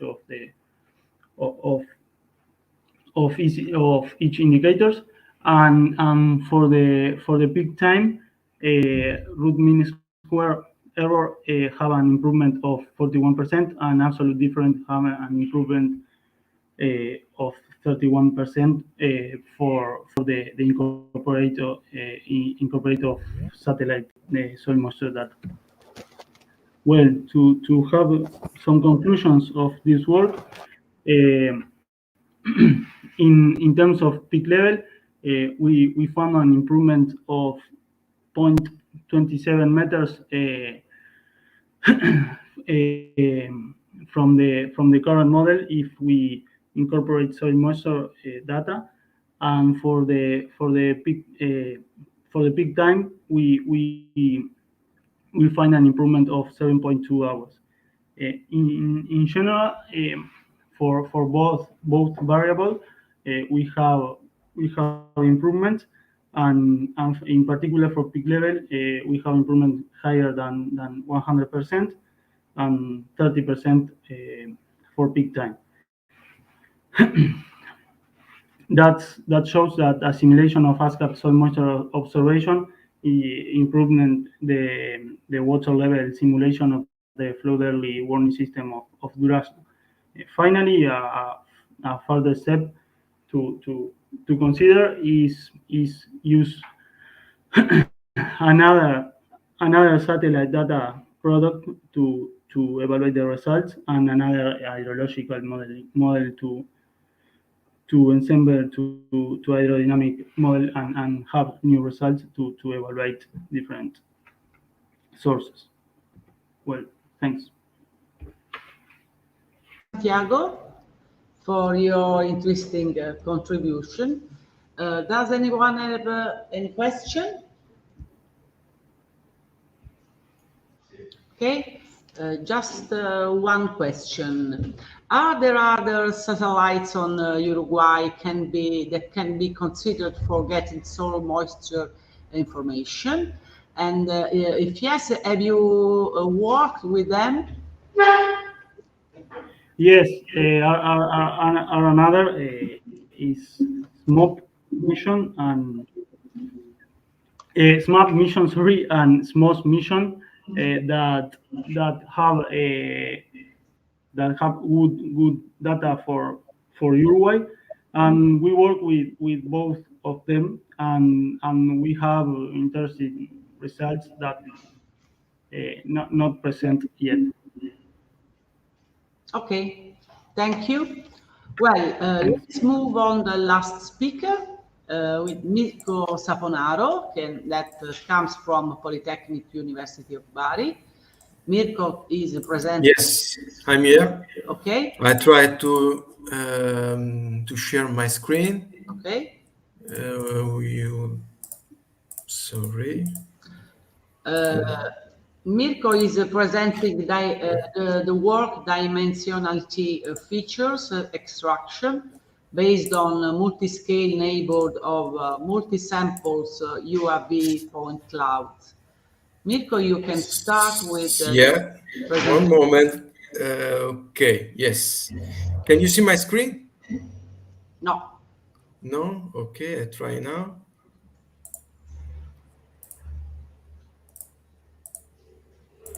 Now, can you see my screen? Okay. Okay, perfect. Thank you for the presentation, Prof. So good morning to everyone. So in this presentation, I would like to present the work regarding the management and the geometric feature extraction of UAV point clouds. This presents an interesting challenge as today the most crucial managing steps are performed manually. A manual analysis could never guarantee specific and exclusive information, thus marking the need for efficiently techniques able to identify objective features. Two challenging questions were emerged. It is possible to identify chain of automated processing and interpretation of point clouds capable of indicating the significant geometric characteristics of the investigated site. And at the same time, is there a relationship between the GSD value and the parameterization useful to identify certain geometric features? In order to describe the local 1D, 2D, and 3D geometry at a given point, the spatial distribution of the other points within a reasonable local neighborhood is typically taken into account. Moreover, the parameterization of the neighborhood is still typically selected with respect to the a priori empirical or heuristic knowledge of the study environment. In this way, the idea of analyzing the covariance matrix has been found to be valuable for observing the geometric properties of point clouds. Effectively, the obtained eigenvalues were assumed as neighborhood features. So, the proposal of this work is to analyze the behavior of the scalar dimensional approach when varying the geometric resolution of point cloud acquisition from UAV dataset of the same scenario. And second, verify if the deducible spatial characteristics of the same scenario can be considered comparable when varying the acquisition strategy, considering the other condition fixed. A portion of the water from located on the southern coast of Bari, in Apulia region, Italy, was selected as the investigation site. Two UAV missions were performed, characterized by two different flight altitudes of 70 meters and 100 meters. The main characteristics of the flights and the adopted aircraft were proposed in the slide. So, trivially, framing the same area but two different altitudes resulted in two GSD values. The photogrammetric processing of the acquired data was articulated in Agisoft meta shape. The dense point clouds were then imported in the open source software Cloud Compare. Now, the local neighborhood for each point can be defined by a spherical neighborhood with a fixed radius r, the spatial scale. A suitable scalar dimensionality approach, so varying the spatial scale, can be used to discover the geometric behaviors of the points. Trivially, the dimensionality of an object depends on the spatial scale at which it is examined. Each class of object actually can show a characteristic coherence at different spatial scales. So it is crucial to determine invariable features that can represent structural information that could not be observable at the other scales.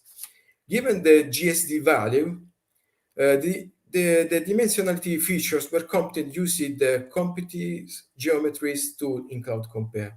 These were computed for 10 values of the scale parameter R of a sphere.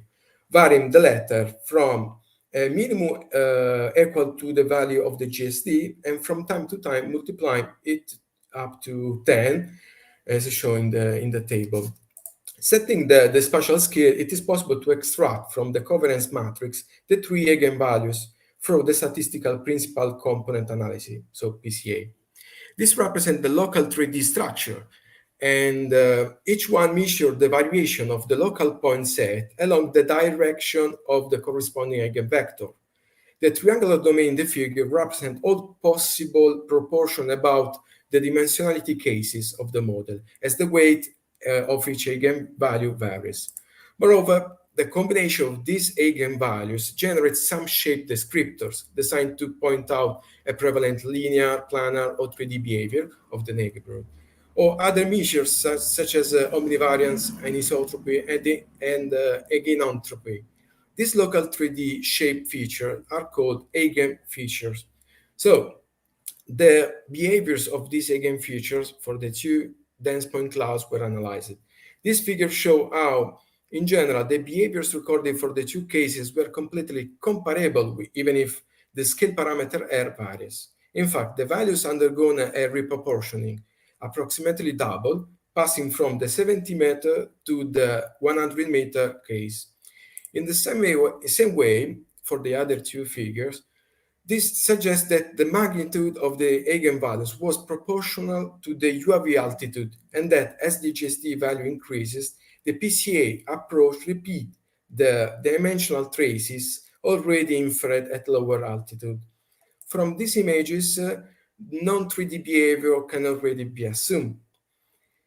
This histogram presented in this figure confirms what's already been stated in the previous slide, and in this two first histogram, increasing peaks in the PCA1 value were observed, passing from a mainly planar behavior to a linear one when it is assumed a value equal to 1. The considerations were confirmed by observing the PCA2 histograms, and for the PCA3 cases, as already stated in the previous slide, this assumed value mainly equal to zero, so no 3D behavior. Eigenvalues of anisotropy identify the presence of eigenvalues lambda 1, lambda 3. Listeners, eventual questions must be written in the chat and will be presented to the speaker at the end of the session. Okay? So we can move on to the next speaker, which is Francesca Giannetti. Sorry, I don't continue, Mirko. Can I? Okay, I listen something. Okay. Okay, perfect.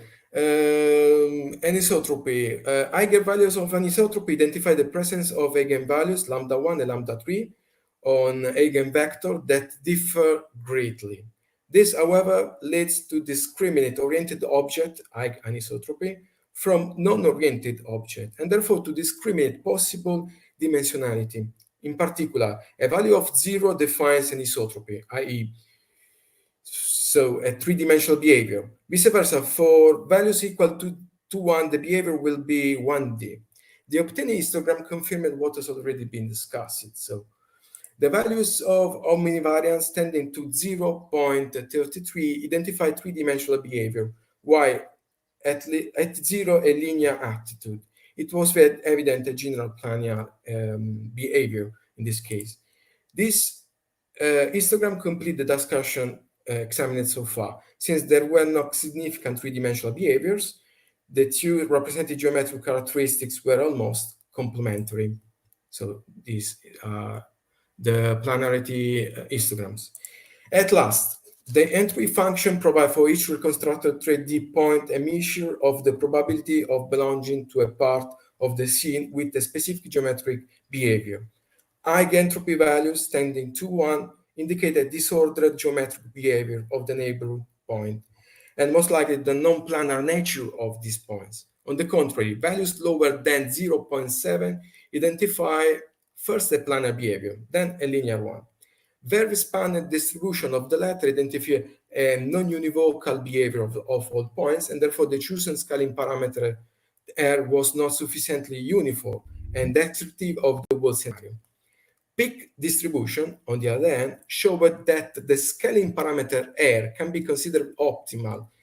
So it can best explain the prevailing dimensionality of the scenario. Therefore, from a general survey, histogram with the scale parameter R obtained by multiplying the GST value by 9 and 10 were the most efficient. Here are some remarkable findings. The result achieved demonstrate how this field of application can advance new point-based learning methodologies useful for the extraction of valid morphological information. The behaviors recorded for the two different flight aid cases were completely comparable, even if the scale parameter varies. The magnitude of the eigenvalues was proportional to the UAV acquisition altitude, and that as the GSD value increases, the PCA approach reiterates the dimensional traces already in front at lower altitude. And finally, R scale parameter, one order higher than the GSD value, were able to quantitatively and qualitatively better identify the dimensionality of the survey carried out, regardless of the acquisition strategy used. Thank you for your attention. For your presentation. Does anyone have any question? Can I ask you, how could you, the extraction of dimensionality, in other words, the geometric characteristics of the surveyed scenario at varying scales and based on the point cloud affect any multitemporal studies? What do you think about? Thank you for the question. So this extraction of dimensionalities is precisely aimed at identifying the most suitable scale parameter to accentuate behavior, whether it is one-dimensional, two-dimensional, or three-dimensional. Just remember the peaks obtained about the eigenentropy, which means that the most of the points represent a linear or planar behavior in this case now of the world. And also an overview of the obtained has been obtained with the scalar approach. One can focus on some scaling parameter and structure a comparison between multitemporal point clouds to enhance any 1D, 2D, 3D changes, for example. Okay, thank you, Mirko, again. Thank you. We have just concluded this workshop, and I invite you all, the participants, to attend the next sections scheduled for this day. Thank you again. Thank you very much for joining this conference, and I hope to see you again next year for the next ICCSA conference. Bye-bye, everybody.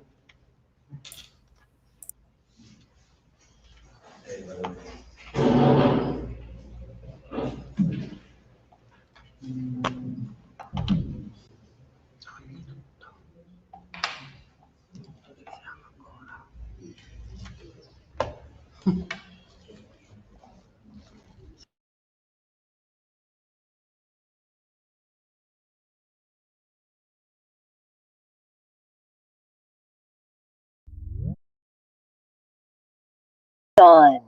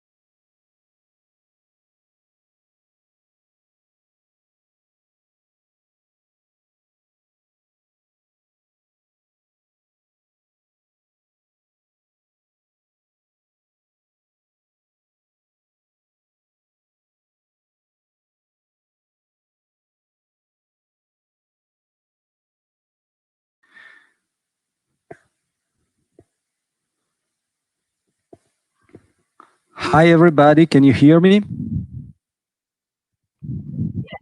Hi Enrico. Good morning. Ciao, Alessandra. Ciao Enrico. Okay, I hope to be in the right room here. Ciao, all known faces. It's a pleasure to be here with you.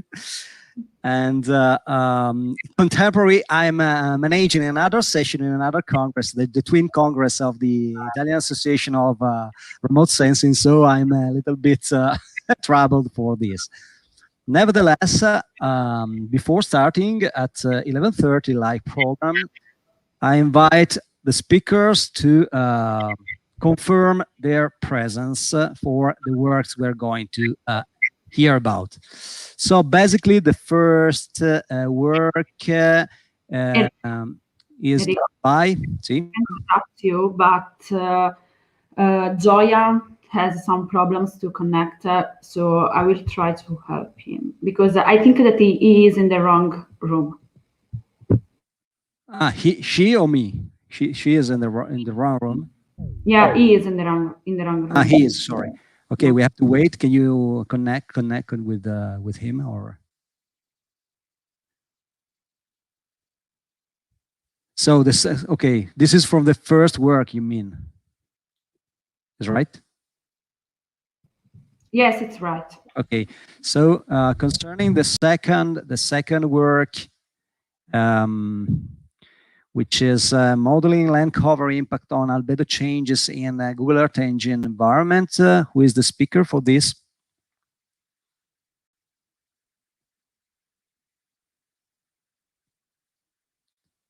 Who is the presenter of the second work?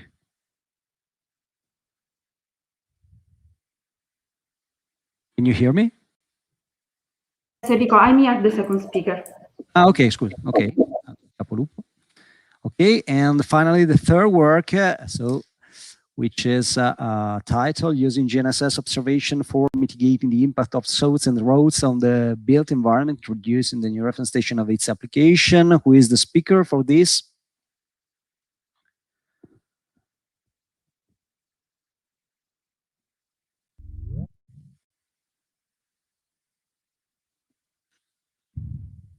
No speaker? Alessandro, do you know who can be? Eufemia or Alberico? Who is it?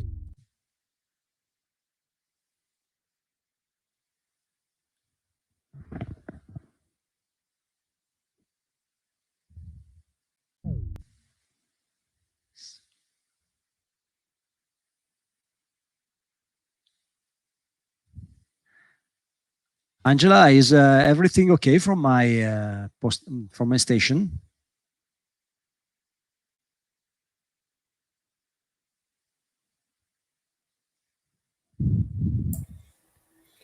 Enrico, I believe that they are in a coffee break. Okay. We can wait a little bit. We have just 3 works, so we have time enough for this. So we can. I want just to be sure that the connection is right. Okay. Okay. So I'm here. So when okay, we can wait for a while. Okay. We'll be back in 5 minutes as program. Okay. Okay.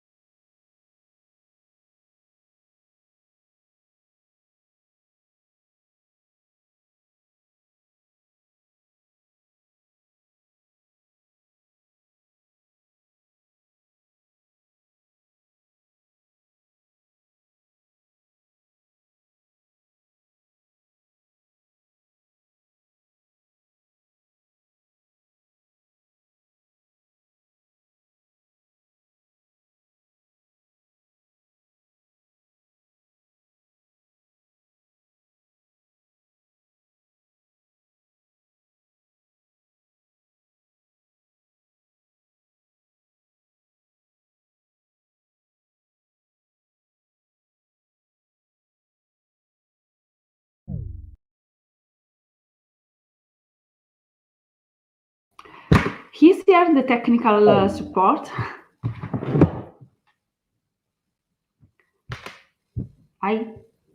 No, maybe not.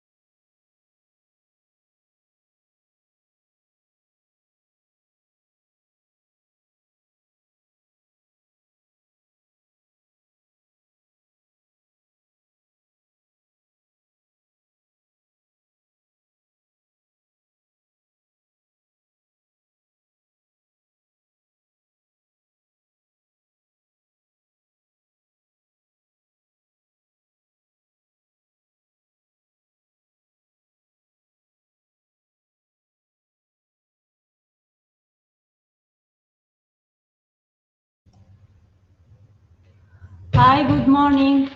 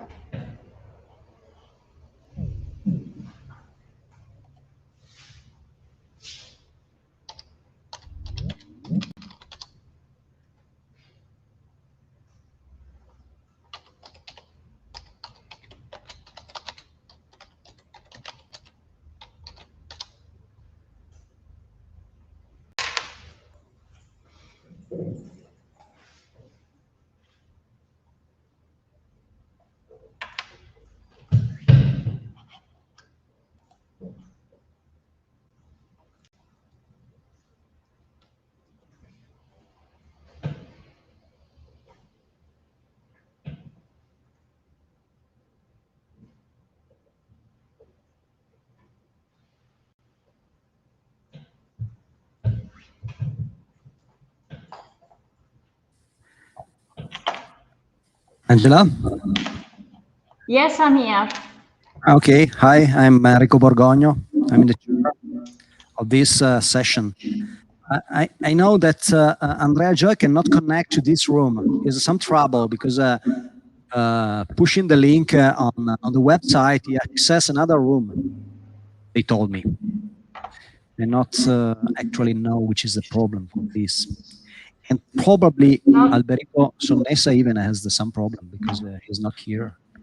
Or He can try. He can try again.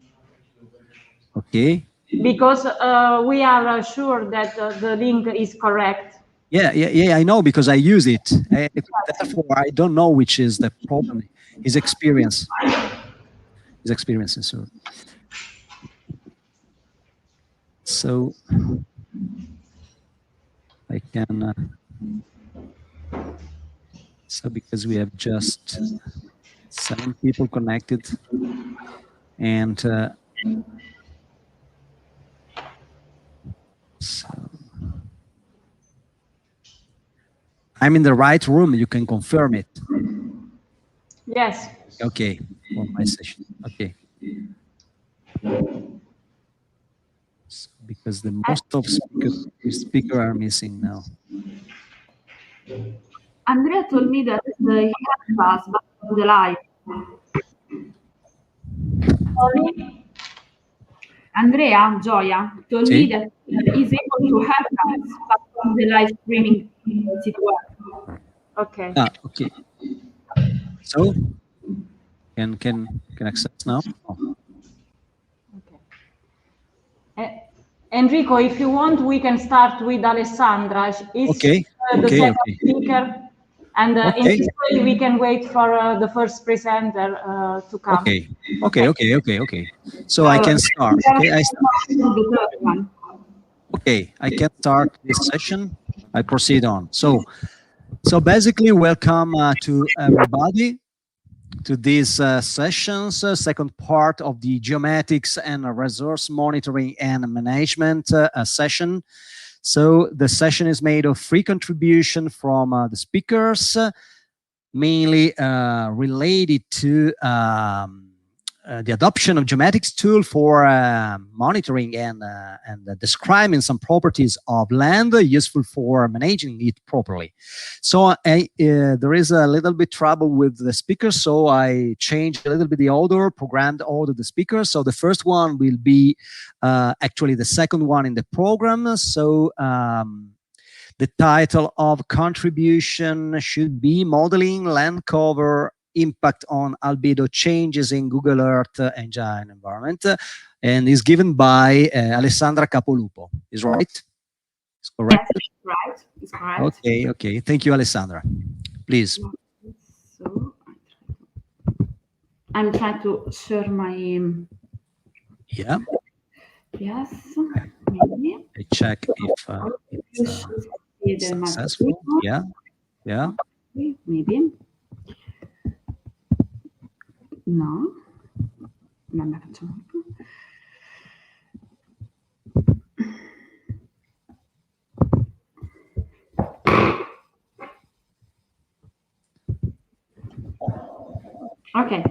Okay, we are seeing. Okay. Good morning, everyone. I'm Alessandra Capolupo, and today I'm going to show you the results of my research related to the influence of land cover variables on land surface albedo by applying a cloud-based platform. This is mainly due because we know that the climate changes today are considered one of the main environmental problems, and this is strictly connected with the urbanization phenomenon. Since due to the anthropogenic activities, we are strongly modifying the natural land cover of the Earth, consequently implying the natural modification of the Earth surface energy balance and thus of the land surface albedo. Indeed, using the non-evaporating impervious material, we are strongly increasing the air and surface temperature of the built environment, creating the well-known phenomenon that is called the urban heat island. Such phenomenon describes the higher air and surface temperature in the built environment in comparison to the surrounding areas. And this is becoming even worse if we consider that over the last few years, the urbanization phenomenon was totally unexpected and unsustainable. For that reason, the United States developed 17 goals to try to make our cities more sustainable and resilient and so more livable, increasing the quality of human well-being as well as of reducing ecosystem degradation. To meet such purposes, modeling the two variables as land cover and land surface albedos are considered very important, even if today we have some problem to handle such data, because to model such variables we need a large amount of data, and the traditional desktop system are not able to treat them. Therefore, over the last few years, we are using the cloud-based model as a Google Earth engine because they are flexible and they use hundreds of processors that works in parallel, and also because they give the possibility to the user to implement advanced complex algorithms in their library, or to customize them, to adapt such algorithms to their needs. Therefore, the aim of this work is to develop a proper JavaScript code in GEE environment in order to analyze the transformation of the land use over a period of about 8 years, and consequently to analyze the transformation of land surface albedo in order to investigate the relationship that between such parameters. Method was tested on the study area of Berlin City. That was chosen because it was subjected to unexpected and intense urban sprawl. Even if in the last few years a lot of mitigation adaptation strategies have been implemented to try to balance the urbanization phenomenon, and so it appears as the optimal study sites where to test such methodologies. So 2 different medium resolution Landsat images were acquired. The first one from mission 5 of Landsat and the other one from mission 8 of Landsat, in order to cover a period of 8 years. And they were built in the geodatabase that was developed inside GEE.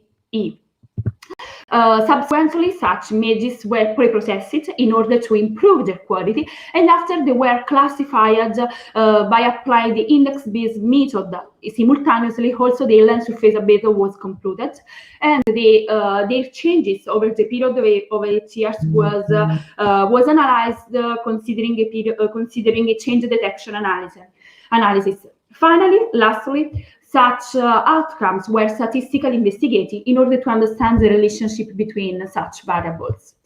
So the index-based method was chosen because it allows to classify the whole study area really quickly, even if the spectral indices actually are able to extract just few land-use classes. And so in this case, we apply subsequently two different indices, the version 1 of the NDBAI and the SRED. The former, intended to classify bare soil and built-up areas, is in the SRED related to concerning to the extraction of water, sparse, and dense vegetation. Instead, the land surface albedo was estimated through the application of the normalized algorithm via of the simplified approach developed by Liang in 2000. Finally, the outcomes of the lens surface classification,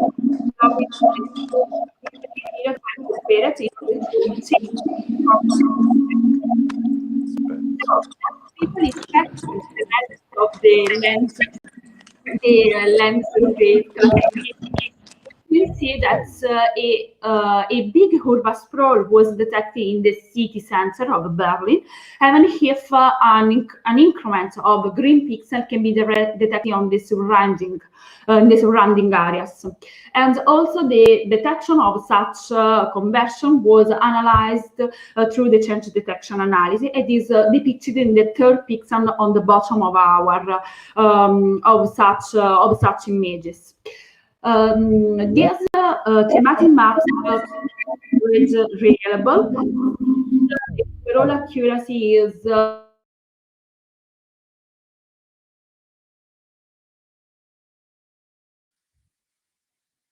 What's going on?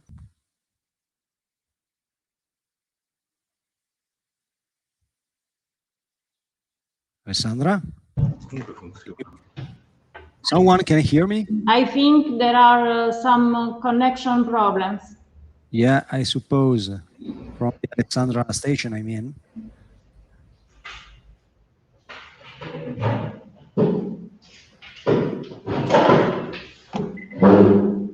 So what's going on?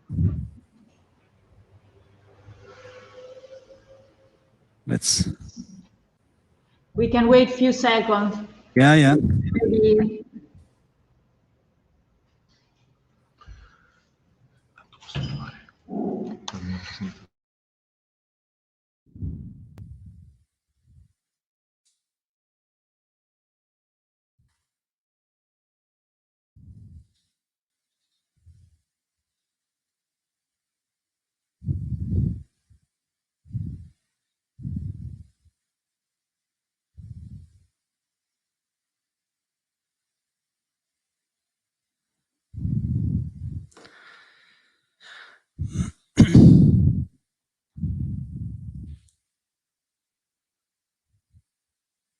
No feedback from Alessandra?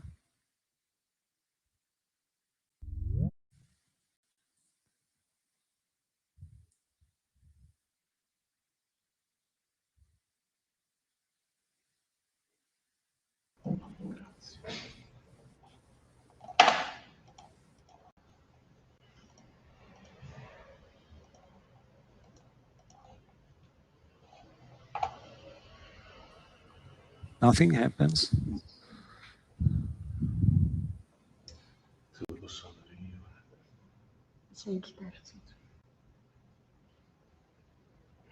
Enrico, that's your choice. Yeah. I'm trying to contact Alessandra by an alternative way. Just a minute.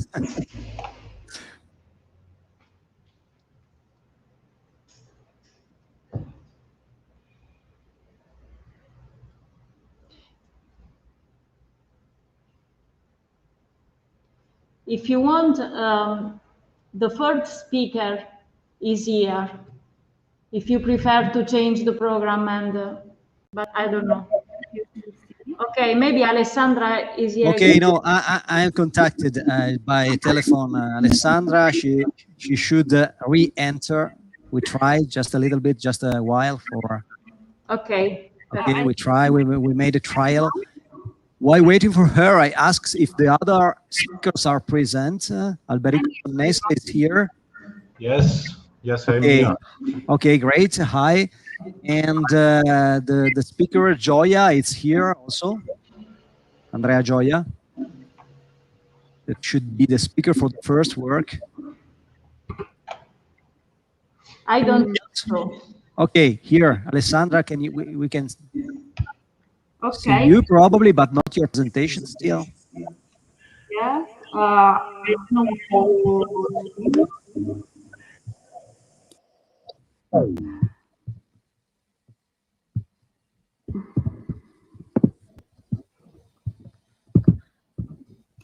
Can you hear me? We can hear you. Can you see my screen? No, it's white, all white for me. And now? No. Oh my God. I just looking white.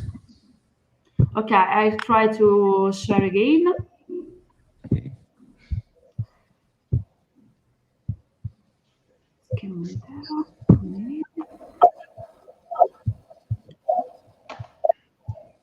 Are you seeing the screen? Yeah, no, now we can see your desktop.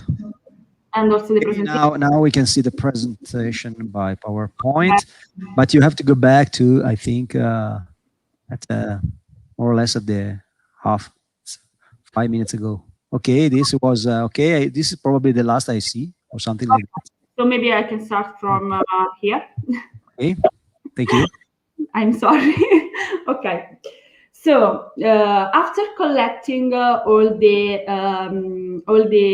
Landsat images, we pre-process them in order to improve their quality, and we obtained the land use thematic map by applying the index-based classification method, and simultaneously we compute the superficial albedo. The change detection analysis was lastly performed to identify the conversion process adopted covering all the period analyzed, and their outcomes were statistically analyzed to consider the correlation between such variables.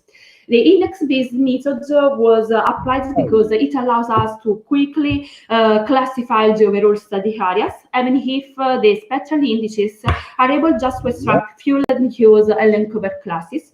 So in this case, we subsequently applied two different indices. The first one, the version 1 of NDBAI, was used to extract bare soil as well as built-up areas, while the STRED index was used to detect water, sparse, and dense vegetation. Instead, the land surface albedo was computed by applying the normalized version of the Liang algorithm because of its simplicity. The outcomes of such thematic maps extracted by processing separately the two Landsat images were actually compared in order to analyze in order to detect the changes occurred over the investigated period. Just visually inspecting the thematic maps related to the land use cover, we can see that an intense urban sprawl can be detected in the city center of the Berlin city, even if an increment of the green pixel are present in the surrounding areas of Berlin. This is mainly due to the green policy that was adopted by the local government. So, such thematic maps can be considered reliable because their overall accuracy was about over 90%. That is a very high value, even if we can detect some difficulties in extracted sparse and built-up areas. And this is mainly due to the spectral indices that we used, because the version 1 of the NDBAI had some difficulties in detecting the built-up, while the STRED index has some difficulties in detecting the sparse vegetation. But analyzing instead the change conversion analysis, we can see that albeit there was an urban sprawl in the city center of Berlin, actually the increment of the sparse of the vegetated areas is higher than the built-up environments. At the same time, we can see also that comparing the outcomes of the land surface albedo, the same conversion, the same areas that were characterized by a land use transformation are also characterized by a conversion of the land surface albedo. And the higher difference of the land surface albedo can be detected in that areas where the dense vegetation was converted in sparse vegetation.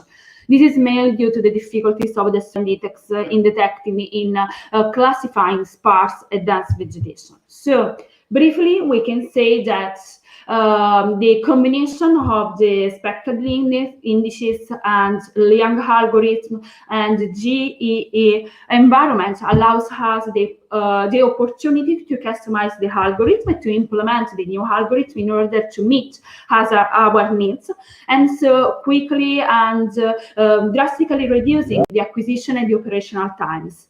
Albeit, we can say that the green policy adopted by the local government was not enough, because even if the green conversion was more significant than the urbanization phenomenon, actually we can say that it didn't not imply a land surface albedo, and so there were not such adopted planning strategies were not adapted to tackle the climate changes.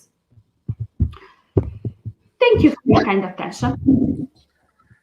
Thank you, Alessandra, for your presentation. In spite of the inconvenience that occurred, we have just related 3-4 minutes late. So I invite all the listeners, if any question is needed, to wait for the end of the session, and we collect all the questions at the end. No, basically, I know that Alessandra should leave early, so if anyone has a question for her work, I invite me to make it immediately.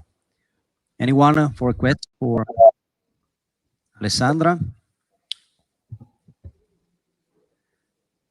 Okay, thank you, Alessandra. So we try to proceed on. And I ask if Andrea Joy is here now for presenting the first work of the program or not. Gioia actually is having some problem with the connection of the GT link. Okay.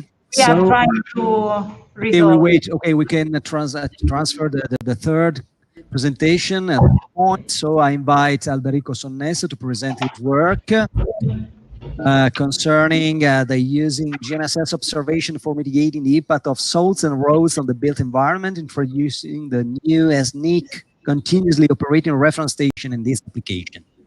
Please, Alberico, thank you very much for your presentation, if you're here. Okay, yes, I'm here. Okay, thank you very much. Great. Start the presentation. Yeah, we can see everything. It's yes, just okay. Can you see me? Yes, perfect. Okay, thank you very much. Thank you for your introduction. I'm Alberico Sonnessa from the Polytechnic University of Bari, and I'm going to present this work entitled Using GNSS Observation for Mitigating the Impact of Sods and Rods on the Built Environment, introducing the new SNIC continuously operating reference station and its application. Too long, okay. Just let me give some definition. What is a built environment? A built environment is a set of networks, streets, buildings, infrastructure, open space, and the most important thing, its users, so people. Because of an heavy anthropogenic pressure suffered by large portions of our countries, natural events such as let's say, heavy rainfall with flooding, earthquakes, landslides, and subsidence are having an increasing impact on structure and infrastructure. And so, such critical events, as stated by United Nations, are usually referred to as slow onset disasters and rapid onset disaster. Rapid onset disaster, for example, a landslide, slow onset disasters, the climate change. Okay, an event that occur in the time.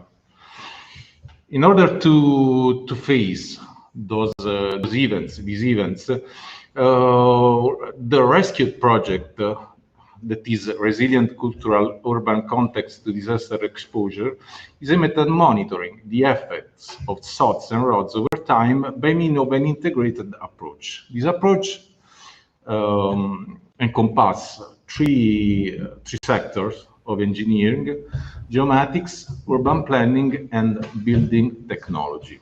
Okay, but let's move on the geomatics aspect of the question. So, with the rescued project, we want to improve the process of knowledge, management, of course, and design of the built environment in relation to the risk of rods and sods.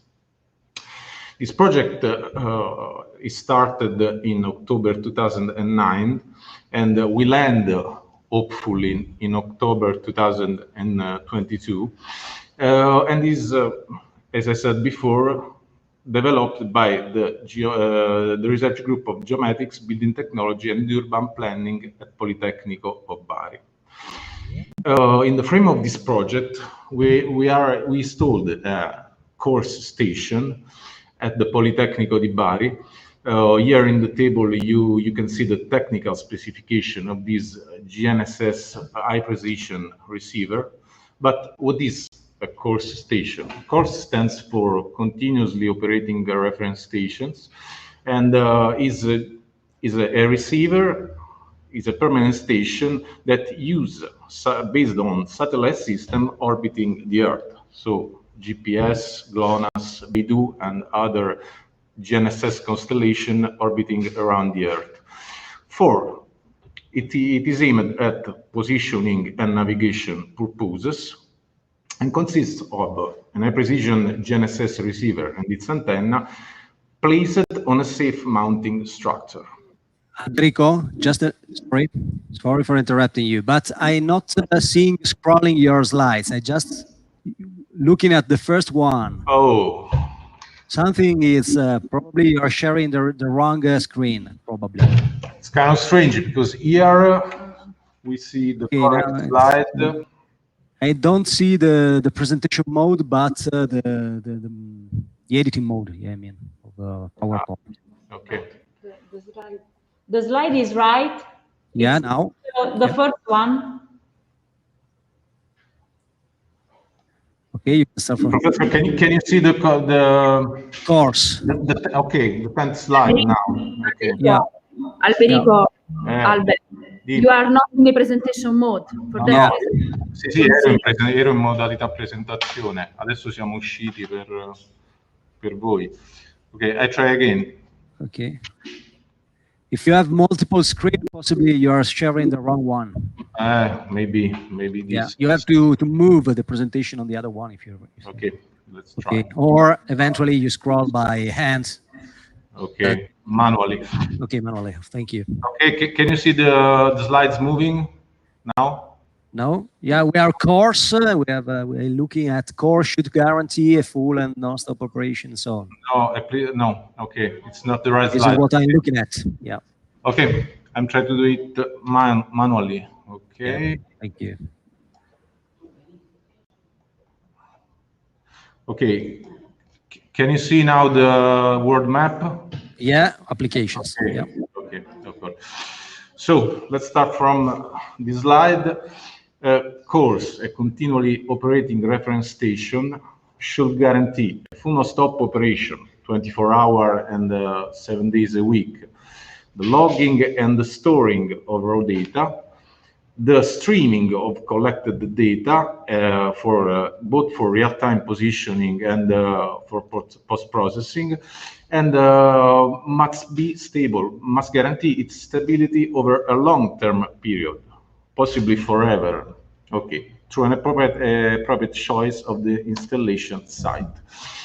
Let's see some application. Let's say traditional application, like the monitoring of crustal deformation, or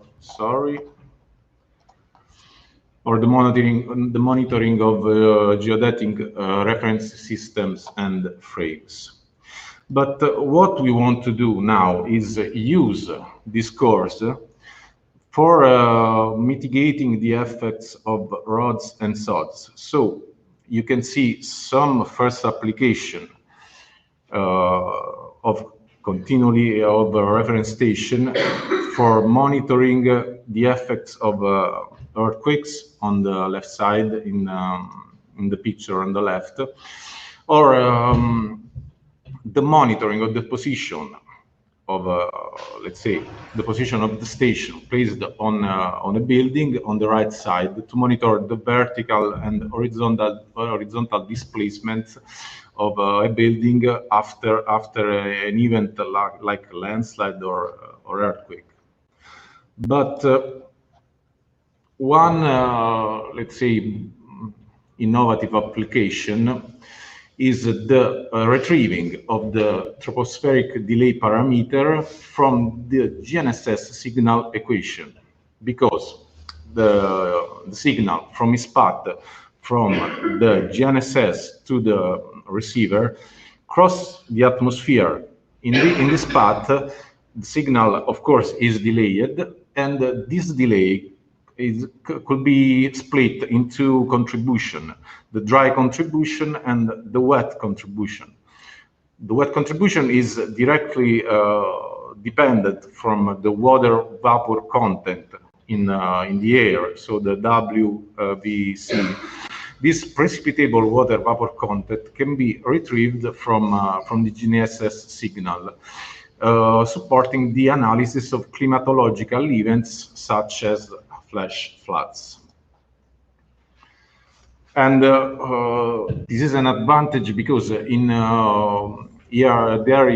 Bari we got a meteo station near the core station, so we can use the data collected from the meteo station to validate our analysis from GNSS signal. On the right, you can see an application in the city, in the town of Matera, during the flood event in 2009. You can see in black the data retrieved from GNSS, the precipitable water vapor content, and in blue the data collected from rain gauge. Okay, the peak is of course the flood event. What we want to do, so the goal is build up an early warning system, but okay, the way it's long because the precipitable water content in the air does not precipitate, not always, of course. Okay. Then let's skip this slide. What we are going to do now is building up also a monitoring system that will use, of course, the core station as a reference station and 4G GNSS receiver to be placed on the new rectorate building in the Politecnico. This building is currently under construction, but what we want to do at the same time is, let's say, monitor this building from birth. So the effects of traffic, of external event on the structure from its birth through the entire life cycle, its life cycle. Okay, so in this project, the increasing accuracy and the decreasing cost of high precision GNSS receiver is powering the establishment of continually operating reference station.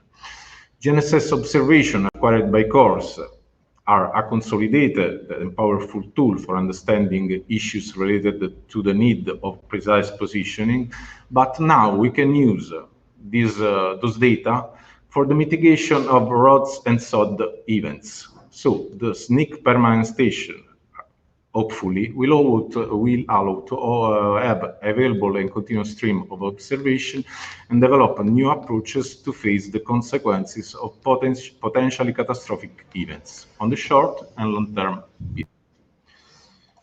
Thank you for the attention. Let me thank Stunex Italy and Paolo Centanni for their support in implementing the SNIC core station. Of course, the Ministry of Education for supporting this project through the IME program.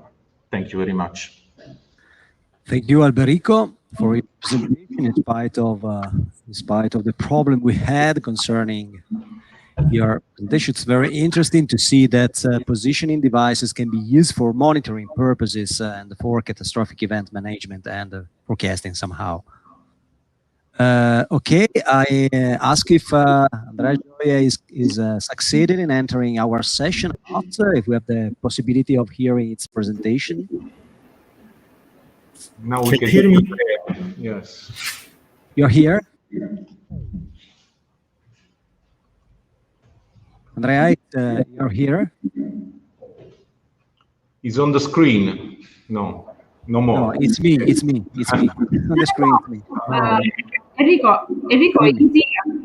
I saw he's mute. I can't hear you very well. He's here? We can see Andrea on the screen. Can you hear me? Okay, yes. Yeah. Okay, great. I can hear now, but I can see you. So if you have your presentation, you can start your presentation. Thank you very much.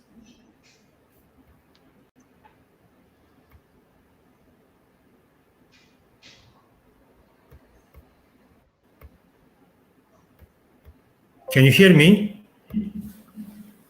Yes. Good morning, excuse me. Oh, it's okay, but I can't see your presentation now at the moment. There is some problem with the connection of my institution because I changed the PC. Okay, excuse me for the problem. Don't worry. Okay, I changed the You're in PC. time, still in time. Okay, one moment, please. I share my screen. Okay.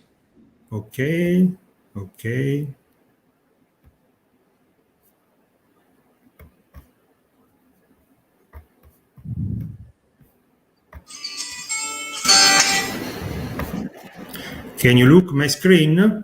Yeah, starting. Okay.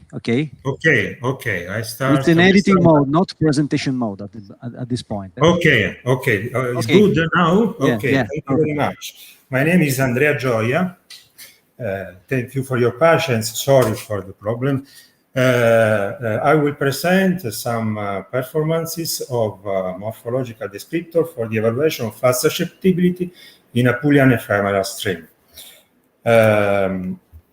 Floods are one of the most important natural phenomena which have the potential to cause deaths and widespread damage to the environment.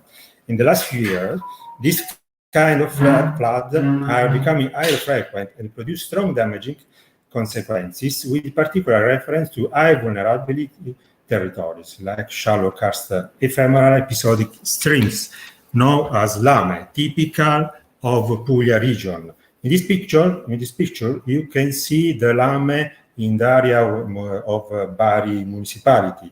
For example, Lama Balice, Lama Masinata, Lama Badessa, and are showed some picture regarding flood event occurred in the latest 10 years. During extreme rainfall events, the lame are typically unprepared to deal with these natural phenomena, generating awful effects that can be exacerbated by the increased flood risk caused by climate change effects. In this context, the delineation of flood risk maps is a fundamental step in planning urban areas management.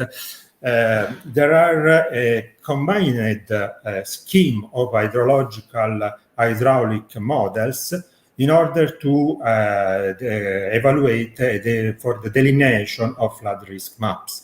But in the last few decades, methodology for identification of flood-prone areas have been developed thanks to the increasing availability of high-resolution topographical maps. And the mono and two-dimensional hydraulic and numerical model are useful to calibrate their information. there are modeling for evaluation of floodplain areas. These models are DTM-based. We use DTM-based hydrogeomorphic methods in order to evaluate floodplain areas.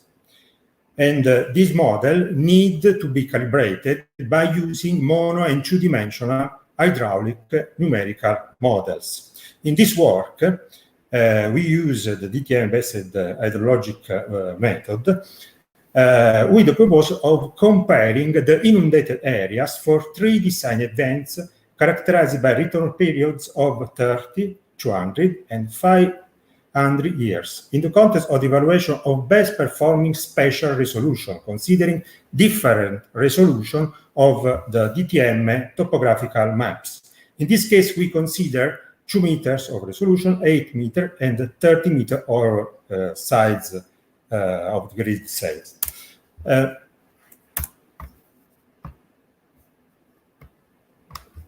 Yes.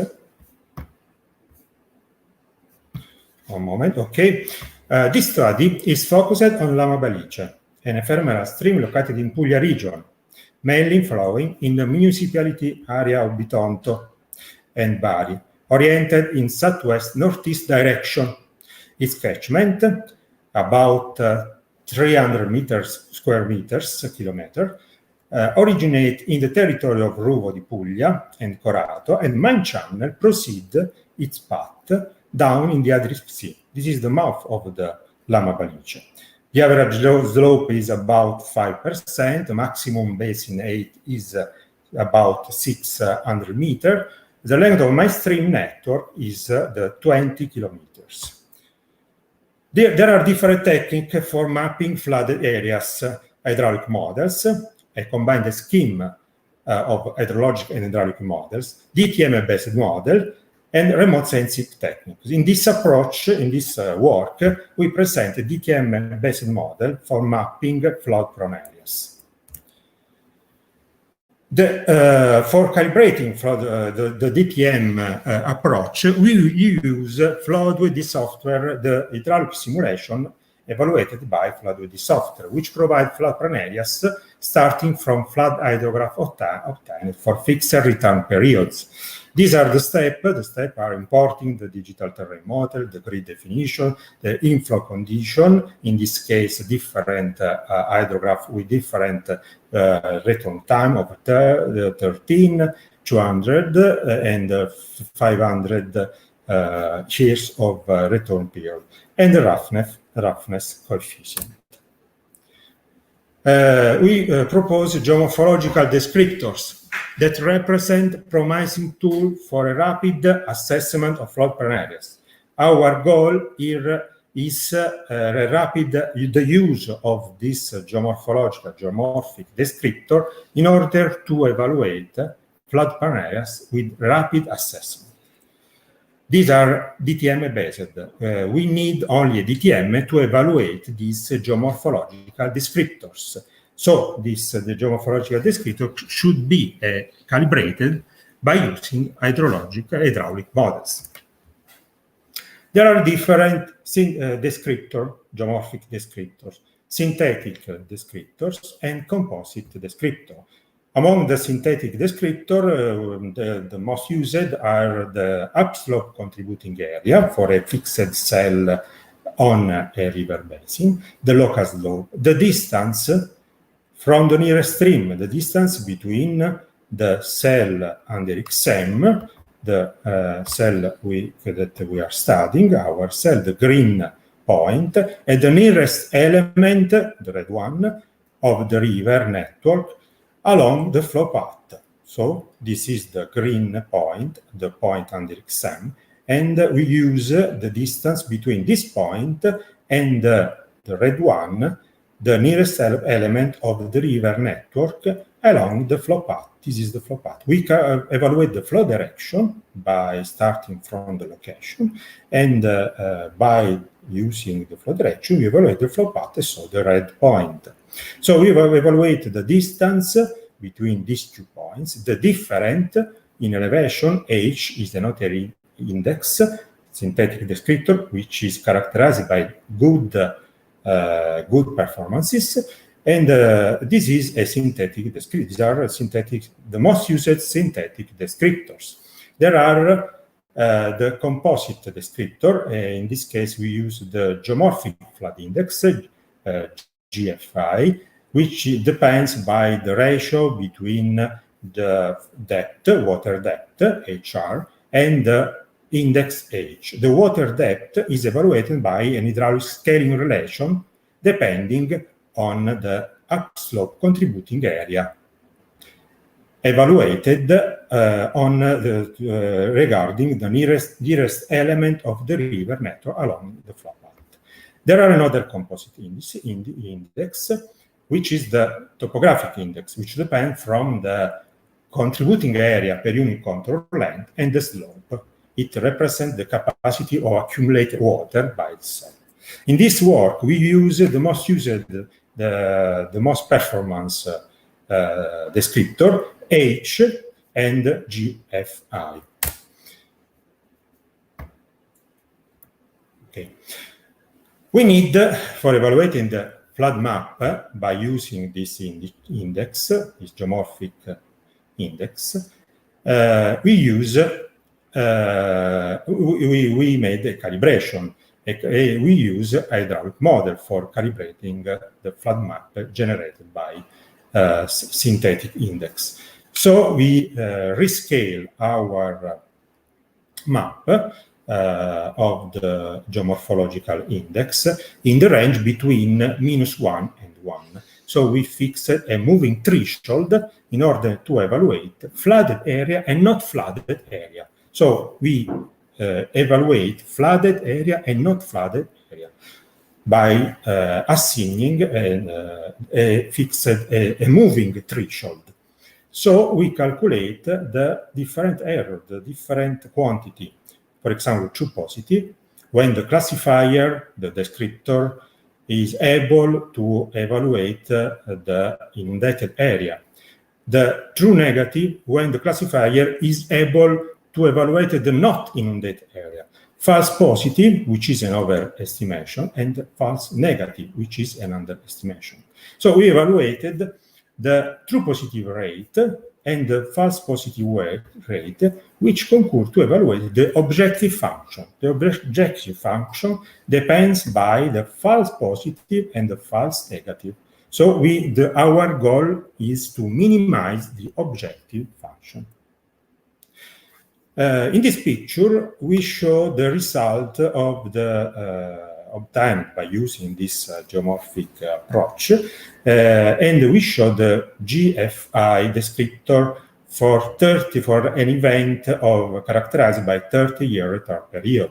And we show the increasing of performances of this index in evaluating the real flooded area, the increases of performance by moving from a resolution of 30 meters to the resolution of 2 meters. So, increasing the resolution, we obtain good performance of this index. In the red is represented the reference flood map, the hydraulic flood map used for calibrating the geomorphic descriptor, and in blue is the geomorphic descriptor. We can look at the good performances of the geomorphic descriptor, the blue one, the blue area, using the 2 meters of resolution obtained by remote sensing approach, by using LiDAR topographical map.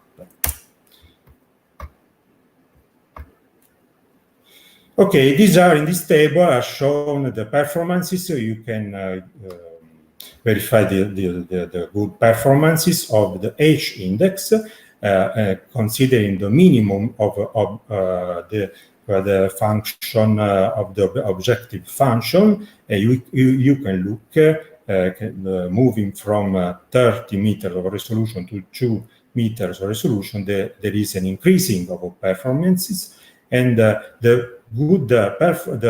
best performing descriptor is the H descriptor, but also the GFA performs good. And the performance doesn't change between the return time among the different return time. Here is reported the ROC curve, which represents the performance in graphical plot between false positive rate and true positive rate. You can look at the red one, the red curves report the H descriptor, which show good performances respect to GFAI index. And good performance are shown for the higher resolution. Take a look about some comparison with 1 minute. Okay. Sorry. Okay. Outputs of this analysis are in accordance with the finding of other studies on similar areas on the Lame located ephemeral stream located in Puglia, southern Italy, near Bari municipality. And there is a goodness of fit of the H index. This is a calibration and validation conducted in Lama Balice in previous studies. Geomorphological approaches represent a useful tool for preliminary studies on floodplain areas or to extend flood mapping over large areas. The goal is to use the floodplain areas in order with aim to extend this analysis to large areas. The implementation of this kind of methodology could lead to an improvement of the updating of flood risk map. This work can be considered as a starting point for setting up an innovative approach aimed at mapping flood-prone areas, supporting decision-maker, practitioners, and public authorities in a sustainable management of the investigated territories. At the base of this approach, the DTM is required. Its resolution strongly influences the accuracy of the result. Aim of this study is provide a research contribution useful for definition of technical insight for supporting further analysis in similar areas characterized by common nature and hydrological phenomenology. This approach might benefit from advances in remote sensing techniques and vice versa. Thank you. Thank you very much, Andrea. We finally succeeded in hearing this very interesting work that I greatly appreciated. Actually, it's very, very interesting. Thank you very much. Okay, no, it's true. It's very, very interesting. I see very, very important features for an application of this.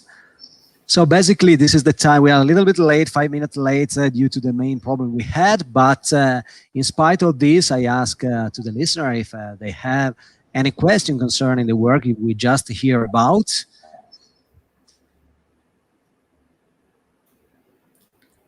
I don't see any question in the chat room, but if you want, someone want to ask for some curiosity or questions, he can, of course.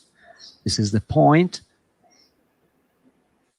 Otherwise, we have finished these sessions, and I thank all the speakers for their very valuable contributions, and the listeners for having the patience of attending these troubled sessions here.